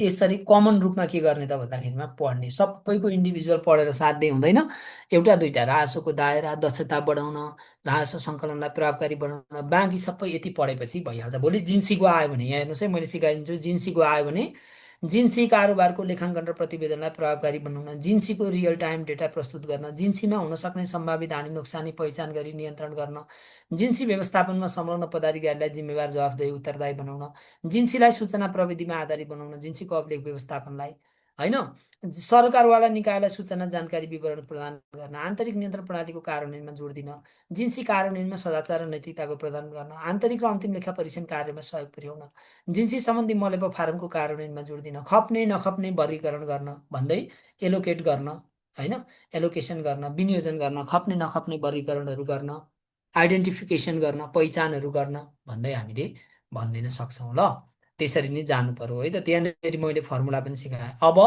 आर्थिक कार्यविधि तथा वित्तीय उत्तरदायित्व ऐन बमोजिम वित्तीय उत्तरदायित्व, जिम्मेवारी र जवाफदेहिता सम्बन्धी भएको व्यवस्था। यहाँ हेर्नुहोस् त, टपिकमै के छ, टपिकमा के भनेको छ, वित्तीय उत्तरदायित्व, जिम्मेवारी र जवाफदेहिता भनेको छ यहाँ टपिकमै। हेर्नुहोस् है, टपिकमा के भनेको छ, वित्तीय उत्तरदायित्व, जिम्मेवारी र जवाफदेहिता भन्ने शब्द छ। अब जहिले पनि यतापट्टि हेर्नुहोस् ल, जहिले पनि उत्तरदायित्व बराबर है, उत्तरदायित्व इजिकल टु के हुन्छ भन्दाखेरिमा जहिले पनि जिम्मेवारी र होइन, जिम्मेवारी प्लस के हुन्छ, जवाफ देहिता हुन्छ। यो युनिभर्सल के हो त भन्दाखेरिमा सूत्र हो। Accountability equals to responsibility plus answerability भने पनि भयो होइन। यसलाई चाहिँ के भनिन्छ त भन्दाखेरिमा हाम्रो होइन, यो सूत्र भयो हाम्रो युनिभर्सल सूत्र हुन्छ। उत्तरदायित्व बराबर के हुने रहेछ, जिम्मेवारी प्लस जवाफदेहिता हुने रहेछ। ल अब हेरौँ है त, दफा 50देखि हाम्रो केमा रहेछ, 55सम्म व्यवस्थित रहेछ। दफा 50मा यहाँ वित्तीय उत्तरदायित्व भनेर आइरहेछ, सेम उत्तरदायित्व भनेर आयो। हेर्नुहोस् है, एकाउन्नमा के भन्यो जिम्मेवारी भन्यो कसको जिम्मेवारी अरे लेखा राख्नेको जिम्मेवारी भन्यो सुरुमा लेखा राखिन्छ नि त होइन लेखा राख्नेको जिम्मेवारी भन्यो यी हाम्रो जिम्मेवारी यहाँ छँदैछ हेर्नुहोस् है जिम्मेवारी छँदैछ 52मा के भन्यो आर्थिक प्रशासन सञ्चालन गर्नेको जिम्मेवारी भन्यो यी जिम्मेवारी छँदैछ जिम्मेवारी 53मा के भन्यो जवाफदेही बन्नुपर्ने भन्यो यी जवाफदेही पनि हाम्रो के छ त भन्दा छँदैछ यी जवाफदेही त छँदैछ हेर्नुहोस् त कस्तो इजी छ पढ्न जान्दाखेरिमा आर्थिक कार्यविधि तथा वित्तीय उत्तरदायित्व ऐन 2076 बमोजिम हाम्रो होइन आर्थिक कार्यविधि तथा वित्तीय उत्तरदायित्व ऐन 2076 बमोजिम वित्तीय उत्तरदायित्व जिम्मेवारी र जवाफदेहिता भनौँ भने उत्तरदायित्व वित्तीय उत्तरदायित्व जिम्मेवारी लेखा राख्नेको आर्थिक प्रशासन सञ्चालन गर्नेको जिम्मेवारी जवाफदेही बन्नुपर्ने 50 51 52 53 है 54 र 55 दुईटा के छ त भन्दा पढ्नुपर्ने छ अब म तपाईँलाई एकदम सिम्पल वेबाट भन्छु यो वित्तीय उत्तरदायित्व भनेको के हो भन्दाखेरिमा जहिले पनि हेर्नुहोस् है वित्त सम्बन्धी प्रतिफलमा सुधार गर्न वित्तीय अनुशासन पारदर्शिता जवाफदेहिता कायम गर्नका लागि निर्वाह गर्नुपर्ने जिम्मेवारी जवाफदेहितालाई नै हामी के भन्छौँ वित्तीय उत्तरदायित्व भन्छौँ यहाँनिर यहाँ हेर्नु त यहाँनिर यो परिभाषामा पनि यो ऐनले दिएको परिभाषा हो यसले पनि के भनिरहेछ जिम्मेवारी जवाफदेहिता नै भनिरहेछ यानि कि उत्तरदायित्व बराबर के हुँदो रहेछ जिम्मेवारी र जवाफदेहिता हुँदो रहेछ र आर्थिक कार्यविधि तथा वित्तीय उत्तरदायित्व ऐनको कतिदेखि कतिसम्म 50 देखि 55सम्म के छ भन्दाखेरिमा वित्तीय उत्तरदायित्व जवाफदेहिता सम्बन्धी व्यवस्था छ है अब मैले अघि नै भने दफा 50 देखि 55सम्म 50मा वित्तीय उत्तरदायित्व 51मा लेखा राख्ने 52मा आर्थिक प्रशासन सञ्चालन गर्नेको जिम्मेवारी 53मा जवाफदेही हुनुपर्ने 54मा चाहिँ हेर्नुहोस् ल 54मा चाहिँ सरकारी के गर्ने नगदी जिन्सीहरूको यसको मस्च्युड भएमा कारबाही गर्ने मस्च्युड भनेको मास्ने काम कि जानी जानिस् कार्यालयको के गर्ने ल्यापटपहरू लाने घर लाने होइन अनि घर लगिसकेपछि के गर्ने त भन्दाखेरिमा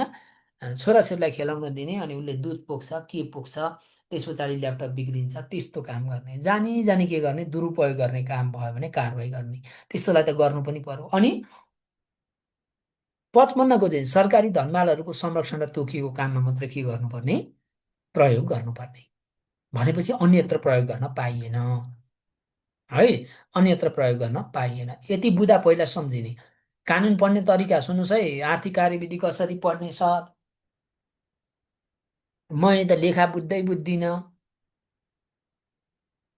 त्यो भन्ने नै होइन उत्तरदायित्व बराबर जिम्मेवारी प्लस जवाफदेहिता हुँदो रहेछ जिम्मेवारी सुरुको उत्तरदायित्व भन्ने सुरुकै आइहाल्यो वित्तीय उत्तरदायित्व त्यहाँभित्रको दुईटा तिनवटा बुँदा लेख्ने अहिले सिकाउँछु मैले जिम्मेवारी भन्ने लेखा राख्नेको जिम्मेवारी अर्को कसको कसको जिम्मेवारी आर्थिक प्रशासन सञ्चालन गर्नेको जिम्मेवारी र 53मा जवाफदेही हुनुपर्ने कसले गरेको काममा जवाफदेही हुनुपर्ने आफूले गरेको काममा जवाफदेही हुनुपर्ने हो हेर्नु त यहाँनिर 53मा प्रचलित कानुन बमोजिम सार्वजनिक पदाधिकारीले आफूले गरेको कामको सम्बन्धमा निज आफै जवाफदेही हुनुपर्ने हो अनि 54मा कारवाही गर्ने 55मा के गर्नुपर्ने संरक्षण गर्नुपर्ने यसरी के गर्नु पर्यो पढ्नु पर्यो पहिला यति जान्ने यो जानिसकेपछि के गरिन्छ यहाँभित्रका एउटा एउटा एउटा बुँदा हामीले के गर्छौँ जान्दछौँ अब वित्तीय उत्तरदायित्व हेर्नु हेर्नुहोस् है वित्तीय उत्तरदायित्वमा म तपाईँहरूलाई कमन रूपमा सिकाउँछु सुरुमा वित्तीय उत्तरदायित्व राख्ने कसको जिम्मेवारी हुने अरे लेखा उत्तरदायी अधिकृतको यानि कि मन्त्रालयको सचिवको मैले यति देखेँ है लेखा उत्तरदायी अधिकृतको जिम्मेवारी हुने अनि फेरि हेर्नुहोस् है आर्थिक प्रशासन सञ्चालन गर्ने जिम्मेवारी कसको लेखा उत्तरदायी अधिकृतको यहाँ पनि लेखा उत्तरदायी अधिकृत देखियो दुई ठाउँ अर्को जिन्सी यस्तो यो हानि नोक्सानी दुरुपयोगहरू भयो भने पनि यो लेखेर पठाउने भनेको कार्यालय प्रमुखले हो कार्यालय प्रमुखले महालेखा परीक्षक कार्यालयले होइन लेखेर पठाउने हो कार्यालय प्रमुखहरूलाई लेखेर पठाउने हो यसको के हुन्छ त भन्दा कारवाही हुन्छ र यसमा चाहिँ प्रयोग गर्ने र प्रयोग गर्ने दुवैबाट चाहिँ होइन प्रयोग गर्न दिने र प्रयोग गर्ने दुवैबाट दामसाई रूपमा असुल हुन्छ अब हेरौँ है दफा 50 वित्तीय उत्तरदायित्व लेखा उत्तरदायी अधिकृतको हुने लेखा राख्ने खर्च गर्ने बेरुजु फरछोट गर्ने अनि यसको चाहिँ संवैधानिक अङ्ग निकायको प्रमुख मन्त्रालय केन्द्रीय स्तरहरूको आयोगको हकमा सम्बन्धित विभागीय मन्त्री राज्य मन्त्रीहरूको वित्तीय उत्तरदायित्व तोकिएको छ अनि विभागीय मन्त्रीहरूको प्रधानमन्त्रीबाट हेर्नु त मन्त्रीको प्रधानमन्त्रीबाट संवैधानिक निकायको त्यसको प्रमुखबाट अन्यको हकमा विभागीय मन्त्रीबाट निगरानी हुने निगरानी भनेको रेगुलर के गर्ने त भन्दा हेर्ने है रेगुलर हेर्ने त्यो के छ त भन्दाखेरिमा होइन रेगुलर हेर्ने भन्ने के छ त भन्दाखेरिमा व्यवस्था छ अब यसरी यो के भयो त भन्दा सुरुको भयो। यसमा के सम्झिनु पर्यो, वित्तीय उत्तरदायित्व सबैको तोकिएको रहेछ होइन। विभागीय मन्त्रीहरू, संवैधानिक निकायको प्रमुखहरू होइन, यसको तोकिएको रहेछ। र मुख्य रूपमा लेखा उत्तरदायी अधिकृतको चाहिँ लेखा राख्ने, खर्च गर्ने, बेरुजु फर्सुट गर्ने भन्ने उत्तरदायित्व तोकिएको रहेछ भन्नु पर्यो। लेखा उत्तरदायी अधिकृत भनेको को हो भन्दा मन्त्रालयको सचिव है।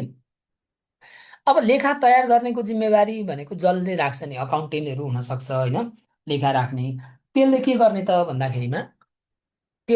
त भन्दाखेरिमा, कारोबारको स्पष्ट विवरण देखिने गरी अकाउन्टेन्टले के गर्नु पर्यो त भन्दाखेरिमा लेखाहरू राख्नु पर्यो होइन। लेखाहरू राख्नु पर्यो, त्यस्तो अध्यावधिकहरू गर्ने कामहरू गर्नु पर्यो है त लेखा राख्नेको। त्यस पछाडि आर्थिक प्रशासन सञ्चालन गर्ने भनेको, आर्थिक प्रशासन सञ्चालन गर्ने जिम्मेवारी भनेको लेखा उत्तरदायी अधिकृतको यानि कि मन्त्रालयको सचिवको छ। र नियन्त्रणहरू गर्ने संवैधानिक निकायको, त्यसैको निकायको प्रमुखबाट, मन्त्रालय केन्द्रीयको हकमा विभागीय प्रमुखहरूबाट भन्ने छ। यही माथिको हो यी, हेर्नु त अन्य निकायको हकमा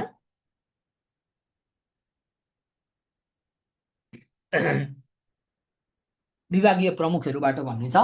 यसलाई हेर्नु पर्यो। त्यस पछाडि जवाबदेही हुनुपर्ने भनेको आफूले गरेको कामको सम्बन्धमा पदाधिकारी आफै जवाबदेही हुनुपर्छ। अनि कारबाही भएमा भनेको चाहिँ यहाँ हेर्नु त महालेखा परीक्षकले लेखा परीक्षण गर्दाखेरिमा त्यस्तो चाहिँ मसुटहरू गरेको थाहा पायो भने कारबाहीका लागि लेखी पठाउन सक्छ भन्ने होइन, लेखी पठाउन सक्ने भन्ने छ।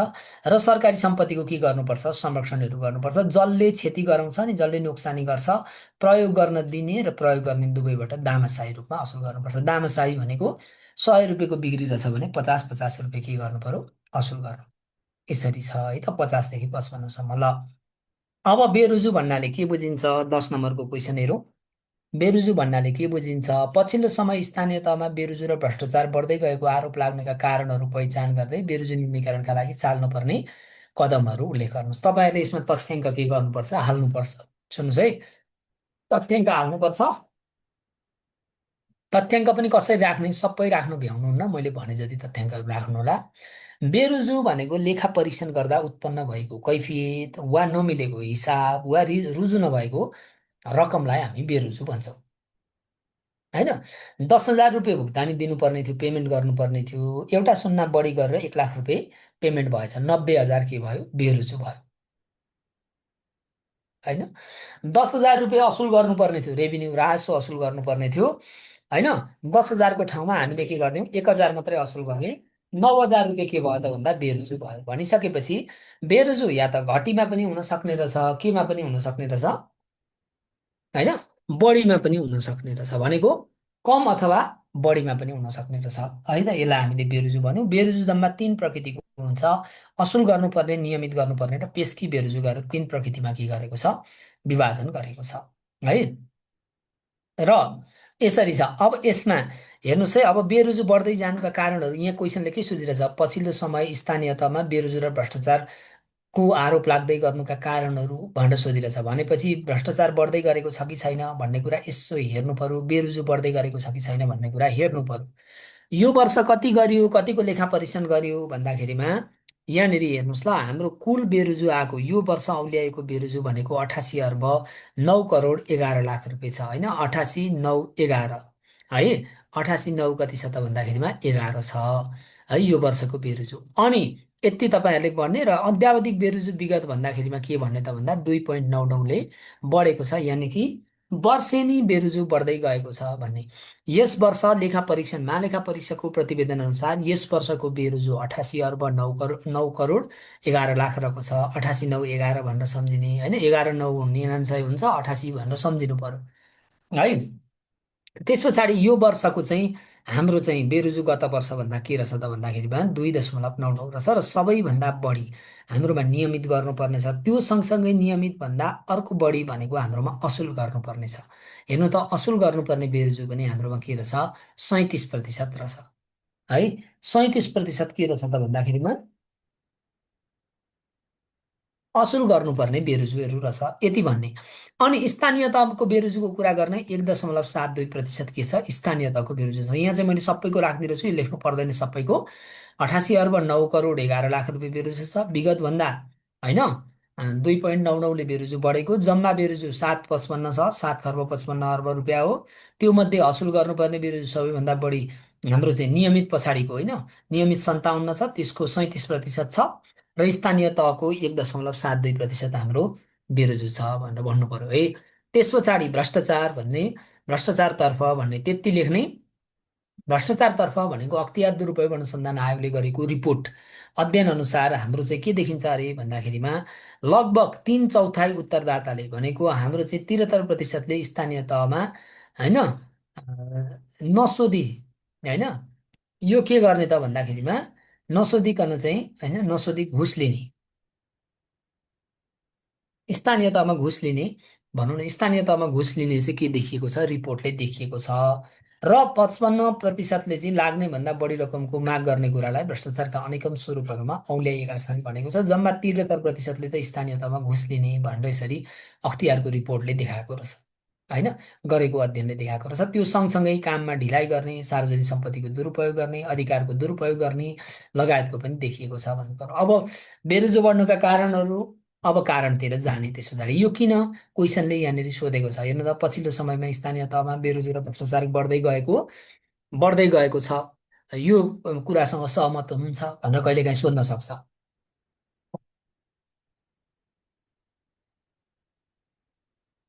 है। बेरुजु र भ्रष्टाचारहरू बढ्दै गएको छ भन्नु भनेदेखि हो, स्थानीय तहको बेरुजु पनि कति छ, 1.72% छ कुल लेखा परीक्षण अङ्कको तुलनामा। अध्यावधिक बेरुजु पनि 2.99%ले बढेको छ। त्यो सँगसँगै 73% उत्तरदाताले चाहिँ होइन बेरुजुहरू स्थानीय तहमा घुस दिनुपर्ने भन्ने कुराहरू अख्तियार दुरुपयोग अनुसन्धान आयोगको 76 सालकै प्रतिवेदनले उल्लेख गरेको छ। यो 76 पछाडि फेरि भएको छैन प्रतिवेदनहरू है, यसलाई 76 भनेर लेख्ने ल, यो अख्तियारले देखाएको प्रतिवेदन हो।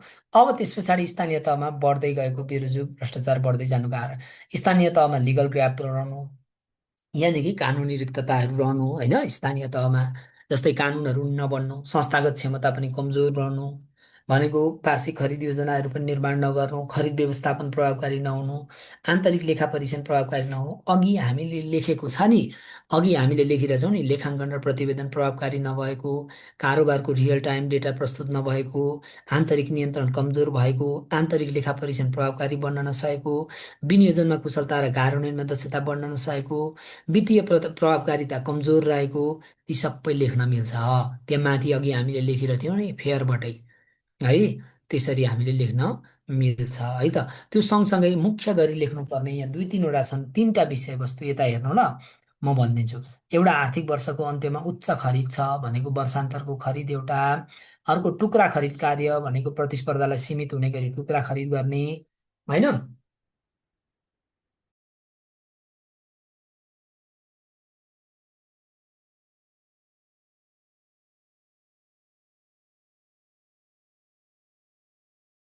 ल यसरी चाहिँ के भनेको रहेछ, टुक्रा खरिद भनेको चाहिँ प्रतिस्पर्धालाई सीमित हुने गरी टुक्रा खरिद गरेको रहेछ, दुईटा यो चाहिँ लेख्नु पर्यो। अनि आन्तरिक लेखा परीक्षण पनि नगरेको होइन, नगराउने स्थानीय तहहरू उच्च छन् भनेर के गर्ने त भन्दाखेरिमा लेखिदिने ल।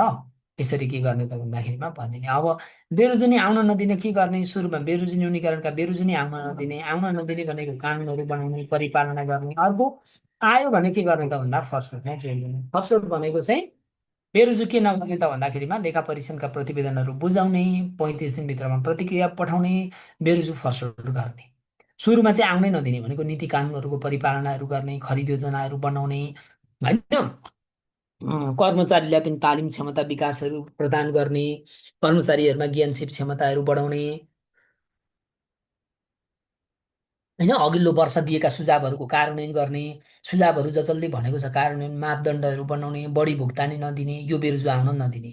फर्स्टमा जोड दिने भनेको चाहिँ बेरुजुलाई के गर्नु पर्यो, लेखा परीक्षण तागानी विवरण प्रतिवेदनहरू पठाउने, फर्स्टहरू गर्ने भन्ने कुरामा जोड दिनु पर्यो है त।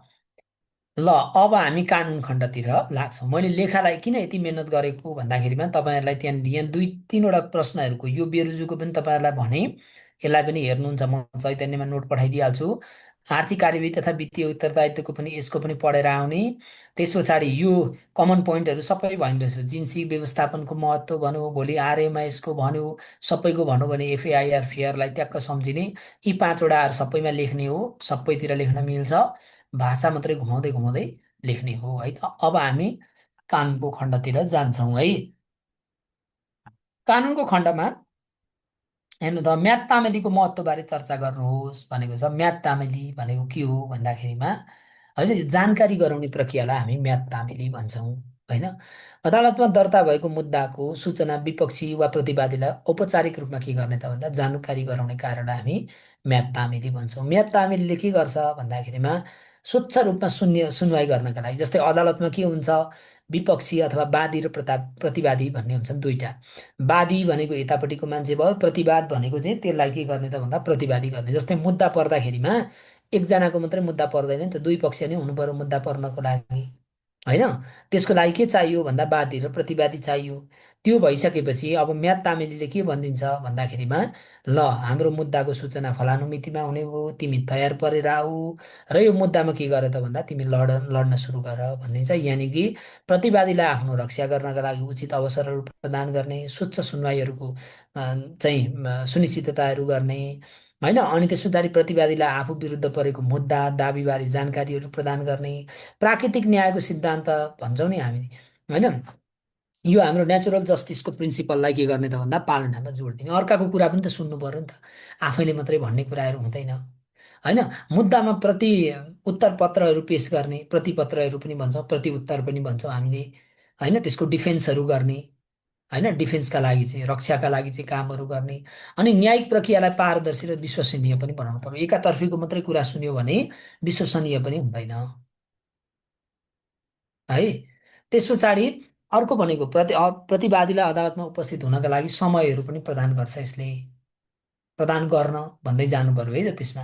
अनि जस्तो सुकुम्बासीहरू भयो, ठेगाना नभएको व्यक्तिहरूको पनि के गर्नु पर्यो, न्यायमा पहुँचहरू पुग्नु पर्यो नि त उसको पनि। सूचनै के गर्ने त भन्दा दिने हो, यो त औपचारिक रूपमा जानकारी गराउने प्रक्रिया हो होइन। अनि विवादका पक्षहरू बिचमा न्यायिक समानताहरू कायम गर्नका लागि होइन, विवादका पक्षहरू भन्न खोजेको, विषयवस्तुहरू भन्न खोजेको लगायतको भनिदिनु पर्यो। मुद्दाको काम कारबारलाई विधिसम्मत रूपमा अगाडि बढाउनका लागि भयो होइन। अदालत र नागरिक बिचमा कानुनी सञ्चारहरू स्थापना गर्नका लागि यो बुदालाई पनि लेखिदिने है त। अनि प्रमाणहरूको सङ्कलन प्रतिरक्षाहरूलाई पनि प्रभावकारी बनाउनका लागि भन्दै यसरी के गर्ने, 10-12 वटा लेखिदिने। अदालतमा दर्ता भएको मुद्दा, त्यस्तो मुद्दाको विषयमा कसलाई सूचना दिने भन्दाखेरिमा विशेष गरी होइन विपक्षीलाई सूचना दिने, यो औपचारिक प्रक्रियालाई हामी म्याद तामेली भन्छौँ होइन। त्यस पछाडि के गर्ने त भन्दाखेरिमा तामेली मात्रै भनेको त्यसलाई के गर्ने, तामेलीमा राखिदिने भन्छन्। यसको म्याद तामेली भनेको चाहिँ के गर्ने त भन्दा सूचनै दिने होइन। सूचनै दिने भनेको चाहिँ यो चाहिँ न्यायिक प्रक्रियामा के गर्ने त भन्दाखेरिमा निश्चित समय सीमाभित्र प्रतिवादीलाई अदालतमा उपस्थित हुनका लागि समय सीमा तोक्ने काम होइन। फलानु समय सीमाभित्र तिमी तयार भएर आऊ भनेपछि प्रतिवादी विपक्षीहरू तयार हुन्छन्, उनीहरूलाई पनि के हुन्छ, न्यायको महसुस हुन्छ, ल हामीलाई पनि बोल्ने आफ्ना कुरा राख्ने अवसरहरू प्रदान गर्यो भन्ने हुन्छ। त्यसरी भनिदिनु पर्यो है त। ल सार्वजनिक सेवा प्रवाहका उपयुक्त निकाय र माध्यमहरूको, यो त मास्तिरको आएछ होइन, यसलाई पढ्नु चाहिँ। अब म्याद तामेलीको भनेको चाहिँ होइन, म्याद तामेलीलाई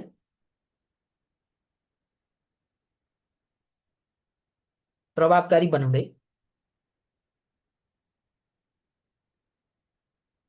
प्रभावकारी बनाउँदै न्यायिक प्रक्रियामा यति भन्ने, न्यायिक प्रक्रियामा पारदर्शिता, पारदर्शिता र जवाफदेहिताको प्रवर्धन गर्नु पर्दछ अथवा गर्नु आजको आवश्यकता हो भनेर यसरी भन्नु पर्यो है त। ल अर्को छ नजिरको महत्त्व भन्ने छ। अर्को हेरौँ त, नजिरको महत्त्व भन्ने छ। नजिर भन्ने बित्तिकै सुन्नुहोस् है, अब नजिर भन्ने बित्तिकै अदालतले के गरेको, विगतमा कुनै पनि, जस्तै सिम्पल यसलाई म सम्झाउँछु। अदालतले के गर्छ भन्दा विगतमा त्यस्तै प्रकृतिको मुद्दा छ, हिजो चाहिँ मान्छे मार्नेलाई 20 वर्ष सजाय दिएको छ भने आज पनि सोही त्यस्तै होइन, मान्छे मारेको घटनालाई कति वर्ष सजाय दिने, 20 वर्ष सजाय दिने। यानि कि अदालतले गरेको कानुनी व्याख्या, त्यसको सिद्धान्तलाई हामी के भन्छौँ, नजिर भन्छौँ। त्यो विगतमा गरेको हुन्छ, अहिले वर्तमानमा के हुन्छ, लागु हुन्छ न्यायिक प्रक्रियामा विशेष गरी होइन। यसलाई के भन्छौँ त भन्दाखेरिमा हामीले होइन, यसलाई हामीले के भन्छौँ भन्दाखेरिमा नजिर भन्छौँ। नजिर भनेको चाहिँ विगतमा के हुन्छ, अदालतले त्यस्तै प्रकृतिको मुद्दामा गरेको फैसला जुन अहिले सोही प्रकृतिको मुद्दामा के छ त भन्दाखेरिमा लागु हुने अवस्था छ भनेदेखि होइन, त्यसलाई हामी के भन्छौँ त भन्दाखेरिमा नजिर भन्छौँ है।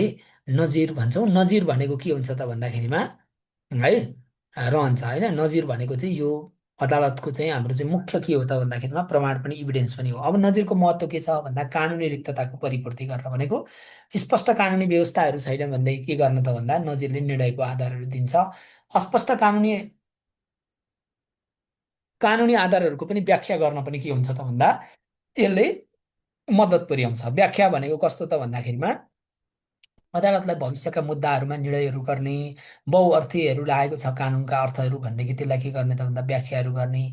न्यायकर्तालाई मार्गदर्शन भनेको जस्तै न्यायाधीशलाई के हुन्छ भन्दाखेरिमा हिजो पनि मान्छे मारेको छ, 20 वर्ष लगाएको छ भनेदेखि अब के हुन्छ त भन्दा 20 वर्ष गर्नुपर्छ। भविष्यका मुद्दाहरूमा पनि त्यस्तै प्रकृतिको निर्णय गर्नु पर्यो। न्यायमा एकरूपता पनि कायम हुन्छ, किन समान मुद्दाहरूमा समान प्रकृतिको न्याय। 20 वर्ष ज्यान मारेको 20 वर्ष छ भने 20 वर्ष भयो। न्यायका सिद्धान्तहरूलाई व्यावहारिक बनाउने भनेको विधिका शासनहरूलाई के गर्ने त भन्दा प्रभावकारी रूपमा लागू गर्ने। सिद्धान्तहरू जस्तै समानताको सिद्धान्त छन् त, न्यायको सिद्धान्त होइन। कसैलाई चाहिँ 19 वर्ष गर्ने, कसैलाई 20 वर्ष गर्ने भन्ने हुँदैन।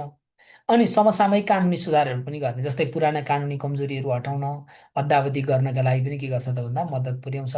छिटो र प्रभावकारी न्याय पनि हुन्छ। अदालतको श्रम समय स्रोतहरूको बचत हुन्छ, किन भन्दाखेरिमा अब त्यसका लागि खोजिराख्नु परेन। हिजोको नजिर छ, नजिर बमोजिममा के गर्ने त भन्दा डिसिजन गर्ने, डिसिजन पनि फास्ट हुन्छ। पक्षपातहरूको रोकथाम हुन्छ होइन, लगायतको भन्दै भन्दै जाने है त। यसरी 10वटा जति, 10-12वटा भन्ने यहाँ मैले राखिदिएको पनि 10-12वटा जति नै छ है त। 12वटा जति छ, ती 10-12वटा भन्नु होला। ल, यो नजिर न्याय प्रणालीको अभिन्न अङ्ग हो, जसले कानुनी सुनिश्चितता र एकरूपता प्रदान गर्दछ। यसको प्रभावकारी प्रयोगले नै न्याय निरूपणमा सरलता ल्याउनका साथै विधिको शासनको मर्मलाई जीवन्त तुल्याउन महत्त्वपूर्ण भूमिका खेल्दछ भनेर भन्यौँ हामीले। अझ छोटोमा भन्ने ल, यति लेख्ने। अब अर्को क्वेसन छ हकदैयाको परिचय दिँदा यसको महत्त्व र कानुनी व्यवस्थाबारे। अब हकदैया भनेको के हो त भन्दा अदालतमा उपस्थित भएर के गर्ने त भन्दाखेरिमा होइन, आफ्नो कानुनी हक अधिकारको रक्षा गर्न पाउने अधिकारलाई हामी हकदैया भन्छौँ। हकको के गर्ने त भन्दाखेरिमा रक्षा गर्ने कामै हकदैया भयो होइन। अब आफ्नो हक लाग्ने विषयमा मात्रै हामीले हक लगाउने हो, हक नलाग्ने विषयमा हक लाग्ने भन्ने कुरा हुँदैन होइन। अदालत समक्ष उपस्थित हुने, उजुरी गर्ने, प्रतिवादहरू गर्ने, खण्डन गर्न पाउने होइन, यो विषयवस्तु होइन श्रीमान, मैले गरेको होइन भनेर भन्न पाउने, त्यो सबै अधिकार के भयो त भन्दाखेरिमा हकदैया भयो। आफ्नो अधिकारहरू हनन भएको अवस्थामा होइन, कसैले भन्यो उहाँ चाहिँ दोषी हुनुहुन्छ भन्यो भनेदेखि अब अधिकार हनन भयो नि त। त्यस्तो अवस्थामा के गर्ने त भन्दा अदालतमा उपस्थित हुने होइन, प्रतिवाद गर्ने, खण्डनहरू गर्ने, त्यसलाई हामी के भन्छौँ त भन्दाखेरिमा हकदैया भन्छौँ। यो हक अधिकार प्राप्ति र पुनर्स्थापनाका लागि अदालतमा के गर्ने हो त भन्दा प्रवेश गर्न पाउने अधिकार हो, यानि कि इन्ट्री पोइन्ट पनि भन्छौँ हामीले यसलाई होइन। आफ्नो हक लाग्ने विषयमा मात्रै हकदैया हुन्छ। यस संविधानले के भनेको छ, 133को 2, 144को 1ले सार्वजनिक सरोकारको विषयमा होइन, यहाँनिर हेर्नु त सार्वजनिक हक वा सरोकारको कुनै विषयमा समेत हकदैया आकर्षित हुने व्यवस्था छ। र यसको व्यक्तिगत हकदैया र सार्वजनिक सरोकारका हकदैयाहरू हुन्छन्। व्यक्तिगत हकदैया भनेको व्यक्तिगत हक अधिकारको हनन भयो, त्यस्तो अवस्थालाई हामी के भन्छौँ भन्दाखेरिमा होइन व्यक्तिगत हकदैया भन्छौँ। सार्वजनिक सरोकारको भनेको चाहिँ सार्वजनिक हित र सरोकारको विषयमा पनि व्यक्तिले अधिकार अदालत समक्ष के गर्न पाउँछ, उपचार प्राप्त गर्न पाउँछ। हकदैयाको महत्त्व मैले भनिराख्नु परेन। अब अनावश्यक यो मुद्दाहरूको चापहरू कम्ती हुन्छ, अनि जहाँ अधिकार स्थापित हुन्छ त्यहाँ उपचार पाइन्छ भन्ने हुन्छ, न्यायको निरूपणहरू हुन्छ, न्यायमा पारदर्शिताहरू बढ्छ। यो सबै सिम्पल के सम्झिने भन्दाखेरिमा जस्तै तपाईँ हाम्रो हक अधिकारको हनन भयो भने हामी अदालतमा उभिएर होइन, आफ्नो हक पुग्ने अवस्थामा होइन के गर्ने त भन्दाखेरिमा आफू उपस्थित हुने, आफू उपस्थित हुन सकिएन भने कानुन व्यवसाय लिएर जाने, र के गर्ने त भन्दा आफ्नो हकको रक्षार्थका निम्ति उभिन पाउने होइन, उपस्थित हुन पाउने अधिकारलाई नै हामी हकदैया हुन्छौँ। अब त्यसो भयो भने के हुन्छ, व्यक्तिको आफ्नो त अधिकारहरूको रक्षा भयो नि त होइन। व्यक्तिगत तहबाट हामीले सोच्दा सार्वजनिक भन्ने बित्तिकै सार्वजनिक सरोकारको विषयमा पनि रक्षाहरू हुन्छ। यसको महत्त्वलाई मैले यहाँ राखिदिइरहेछु होइन, यसलाई सर हेर्नु होला। अर्को चाहिँ हकदैया सम्बन्धी कानुनी व्यवस्था भनेको नेपालको संविधान मुख्य हो संवैधानिक कानुनी व्यवस्था भन्ने बित्तिकै संविधान र कानुन लेख्नु पर्यो। नेपालको संविधानमा के भन्छ भन्दाखेरिमा सार्वजनिक सरोकारको विषयमा संवैधानिक कानुनी प्रश्नको निरूपणका लागि चाहिँ निवेदन दिन सक्ने, होइन, नेपाली नागरिकहरूले निवेदन दिन सक्ने भन्ने व्यवस्था छ। त्यस्तै मुलुकी देवानी संहिता 74 र हाम्रो चाहिँ फौजदारी कार्यविधि 2074, यी दुइटैले के भन्छन् भन्दाखेरिमा, होइन, सार्वजनिक सरोकारमा रहेको विषयवस्तुकोमा पनि फिराद पत्र दिन सक्ने, फिराद पत्र भनेको निवेदनहरू दिन सक्ने, र हाम्रो चाहिँ यसले के भन्छ भन्दाखेरि हकदया हुनुपर्ने, कुनै पनि व्यक्तिले फिराद दाबी गर्न, उजुरी गर्न सो विषयमा निजको हकदया हुन आवश्यक छ भनेको उसकै अधिकारहरू के भएको हुनुपर्छ, हनन भएको हुनुपर्छ, अधिकार पुग्नुपर्छ, त्यति सजिलै गर्न चाहिँ पाइँदैन भन्ने कुरा छ। त्यस्तै यहाँ हेर्नु त, मुलुकी फौजदारी कार्यविधि संहिता 2074ले पनि के भन्छ भन्दाखेरिमा, होइन, यसले चाहिँ जाहेरी दिन, सूचना दिन सक्ने छ। यहाँ हेर्नु त, कसुर भएको, भइरहेको वा हुन लागेको थाहा पाउने बित्तिकै भनेर यसलाई के गरेको छ, फराकिलो बनाएको छ, हकदयालाई फराकिलो बनाइदिएको छ, होइन। कुनै कसुरहरू हुन आँटेको छ वा हुन लागेको छ भने त्यस्तो अवस्थामा चाहिँ सूचनाहरू दिन पाउने भन्ने छ। र यो चाहिँ हेर्नु त, पीडित व्यक्ति वा निजको हकवाला वा सरकारवालाले मात्रै सूचना दिन पाउने व्यवस्था छ। अघि मैले भने नि, आफूले सकेन भने आफ्नो हकवालालाई लान सक्यो, होइन, आफ्नो हक पुग्ने ठाउँमा मात्रै के गर्नु पर्यो, हकदैयाको लगाउनु पर्यो, है त। अनि मुलुकी देवानी संहिता 2014ले पनि व्यक्तिगत स्वतन्त्रतामा जोड दिएको छ, होइन, बन्दी प्रत्यक्षीकरणको आदेशका लागि निवेदनहरू दिने भन्ने कुराहरू उल्लेख छ, है त। यसरी भन्ने, यो पनि महत्त्वपूर्ण क्वेसन छ है, हकदैयाको पनि। र अन्तिम क्वेसन भनेको, होइन, हाम्रो अर्को क्लास पनि छ, त्यही भएर मैले है, अन्तिम क्वेसन भनेको नेपालमा निशुल्क कानुनी सहायता सम्बन्धी विद्यमान व्यवस्था भनौँ, एउटा व्यवस्था सोधिरहेछ, अनि समस्या र समाधानका उपायहरू भनेर सोधिरहेछ। निशुल्क कानुनी सहायता भनेको कोही मान्छे चाहिँ लेखपढ पनि गर्न जान्दैन, होइन, अथवा कानुनको अदालतसम्म पुग्न सक्ने अवस्था पनि छैन, न्यायबाट चाहिँ वञ्चित हुने अवस्था छ भने त्यस्तो विपन्नलाई अथवा लक्षित वर्गलाई अथवा असहायलाई के गर्ने त भन्दाखेरिमा, विपन्न भएकै कारणबाट, असहाय भएकै कारणबाट, आर्थिक पहुँच नभएकै कारणबाट न्यायबाट वञ्चित नहुनु परोस् भनेर अथवा हुन नपरोस् भन्ने उद्देश्यले निशुल्क कानुनी सहायताको व्यवस्था गरिएको हुन्छ। यसमा के हुन्छ भन्दा, निशुल्क कानुनी सहायता दिने परामर्शदाताहरू हुन्छन्, उनीहरूले के गर्छन् त भन्दा, यसो गर्नुहोस्, यसरी जानुहोस् भन्ने कुराहरू हुन्छन्।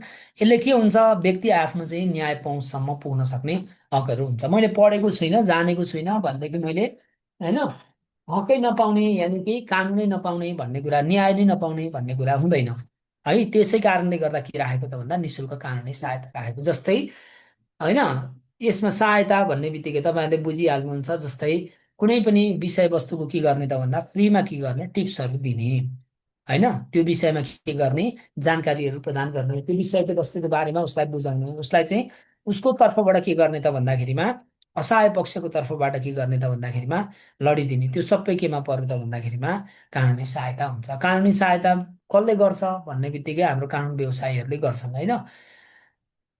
त्यो वैतनिक कानुन व्यवसायीहरू भन्छौँ हामीले, त्यस्ता कानुन व्यवसायीहरू हुन्छन्, उनीहरूले के गर्छन् त भन्दाखेरिमा लडिदिन्छन्, है त। ल ल अब यतापट्टि हेर्नु त, संवैधानिक व्यवस्थाहरू धारा 20मा भन्छौँ, स्वच्छ सुनवाईका लागि संवैधानिक प्रत्याभूति गरेको छ। 20को 10मै यहाँनिर असमर्थका लागि कानुनी सहायता हुनेछ भन्ने विषयवस्तु गरेको छ। यो पढ्नु पर्यो है तपाईँहरूले। कानुनी सहायता सम्बन्धी ऐन 54, 55 छ, होइन। एकीकृत कानुनी सहायता सम्बन्धी नीति 76 छ। विशेष ऐनहरू जस्तै हेर्नु त, ज्येष्ठ नागरिक सम्बन्धी ऐनहरू भयो, बालबालिका सम्बन्धी ऐनहरू भयो, होइन, यस्ता कानुनी पनि के छन् त भन्दा व्यवस्थाहरू रहेका छन् भनेर भनिदिने। यी विषयवस्तुहरू के हुन् त भन्दाखेरिमा हाम्रा विशेष ऐनहरू, जस्तै ज्येष्ठ नागरिक सम्बन्धी, ज्येष्ठ नागरिकहरू उनीहरू लड्न सक्दैनन्, उनीहरूको तर्फबाट लडिदिने। बालबालिकाहरू, उनीहरूले पनि के हुँदैन, विवेक हुँदैन, होइन। अदालतका नियावलीहरू छन्, सर्वोच्च अदालत नियावली छन् लगायतको। कानुनी व्यवस्था भन्दा संवैधानिक पनि लेख्नुपर्छ। कानुनी भन्ने बित्तिकै कानुन मात्रै लेखेर आउने होइन, संविधान पनि के गर्नु पर्यो, लेख्नु पर्यो, है त। अनि यसको निशुल्क कानुनी सहायता सम्बन्धी देखिएका समस्याहरू भनौँ भने, पहिलो नम्बरमा लक्षित वर्गसम्म के गर्न सक्ने, न्यायले पहुँच हुन नसक्ने। लक्षित वर्ग भनेको आर्थिक रूपले के भन्न खोजेको त भन्नुहुन्छ भने, आर्थिक रूपले विपन्न वर्गलाई हामी के भन्छौँ, लक्षित वर्ग भन्छौँ, होइन। जो चाहिँ असहाय वर्ग छ, जसको चाहिँ कानुनसम्म पहुँच पुग्न सक्ने अवस्थाहरू छैन, त्यसलाई के भन्छौँ त भन्दाखेरिमा हामी लक्षित वर्ग भन्छौँ। जस्तै पढेको पनि छैन तर कानुनसँग के गर्नुपर्ने छ त भन्दाखेरिमा, होइन, कानुनसम्म चाहिँ के गर्नुपर्ने छ भन्दाखेरिमा पुग्नु पर्ने छ। त्यस्तो अवस्था छ भने ऊ चाहिँ के भयो त भन्दाखेरिमा लक्षित वर्गहरू भयो। है त। अर्को वैतनिक कानुन व्यवसायीहरू भन्छौँ, लिगल। यो हाम्रो चाहिँ लयर्सहरू जति पनि छन्, पब्लिक डिफेन्डरहरू भन्छौँ हामीले यसलाई। उनीहरूलाई के भन्न खोजेको त भन्दा, यी पब्लिक डिफेन्डरहरू हुन् होइन। उनीहरूको के छ भन्दा, अत्याधिक के छ त भन्दा कार्यबोझहरू छ, त्यो भएर उनीहरूको सङ्ख्या पनि कम्ती छ होइन। लिगल डिफेन्डरहरू, यिनीहरूको सङ्ख्याहरू पनि कम्ती छ, बजेटहरूको पनि कम्ती छ होइन, लगायतको भन्दै भन्दै जानु पर्यो। अन्य आम नागरिकमा निशुल्क कानुनी सहायता पाउने हकहरू पनि छैनन्, उनीहरूलाई जानकारी पनि छैन होइन। ग्रामीण दुर्गम क्षेत्रमा चाहिँ यो चाहिँ कानुनी सहायताहरूको विस्तार हुन सकेको छैन भन्दै भन्दै भन्ने। अनि यसैको समाधानको उपायहरू पनि भनिदिनु होला है त। यहाँ मैले लेखिदिएको छु ल। अब यो सिलेबस तपाईँहरूलाई, सरी, यो फिडब्याक तपाईँहरूलाई आउँछ। इच्छुक साथीहरूले भर्ना गर्ने, इच्छुक नहुने साथीहरूले घरै बसेर पढ्ने, सबैजनालाई शुभकामना है त। पढ्नु पर्यो, बुझ्नु पर्यो। मैले दिए जति क्वेसनहरू प्र्याक्टिस गर्नुभयो भने लगभग लगभग तयारी पनि पुग्छ। मैले त्यही लेभलका क्वेसनहरू बनाएर पठाउँछु है त। आज चाहिँ अर्को पनि क्लास भएको है, अर्को पनि क्लास भएकोले हामी आज यति गर्छौँ।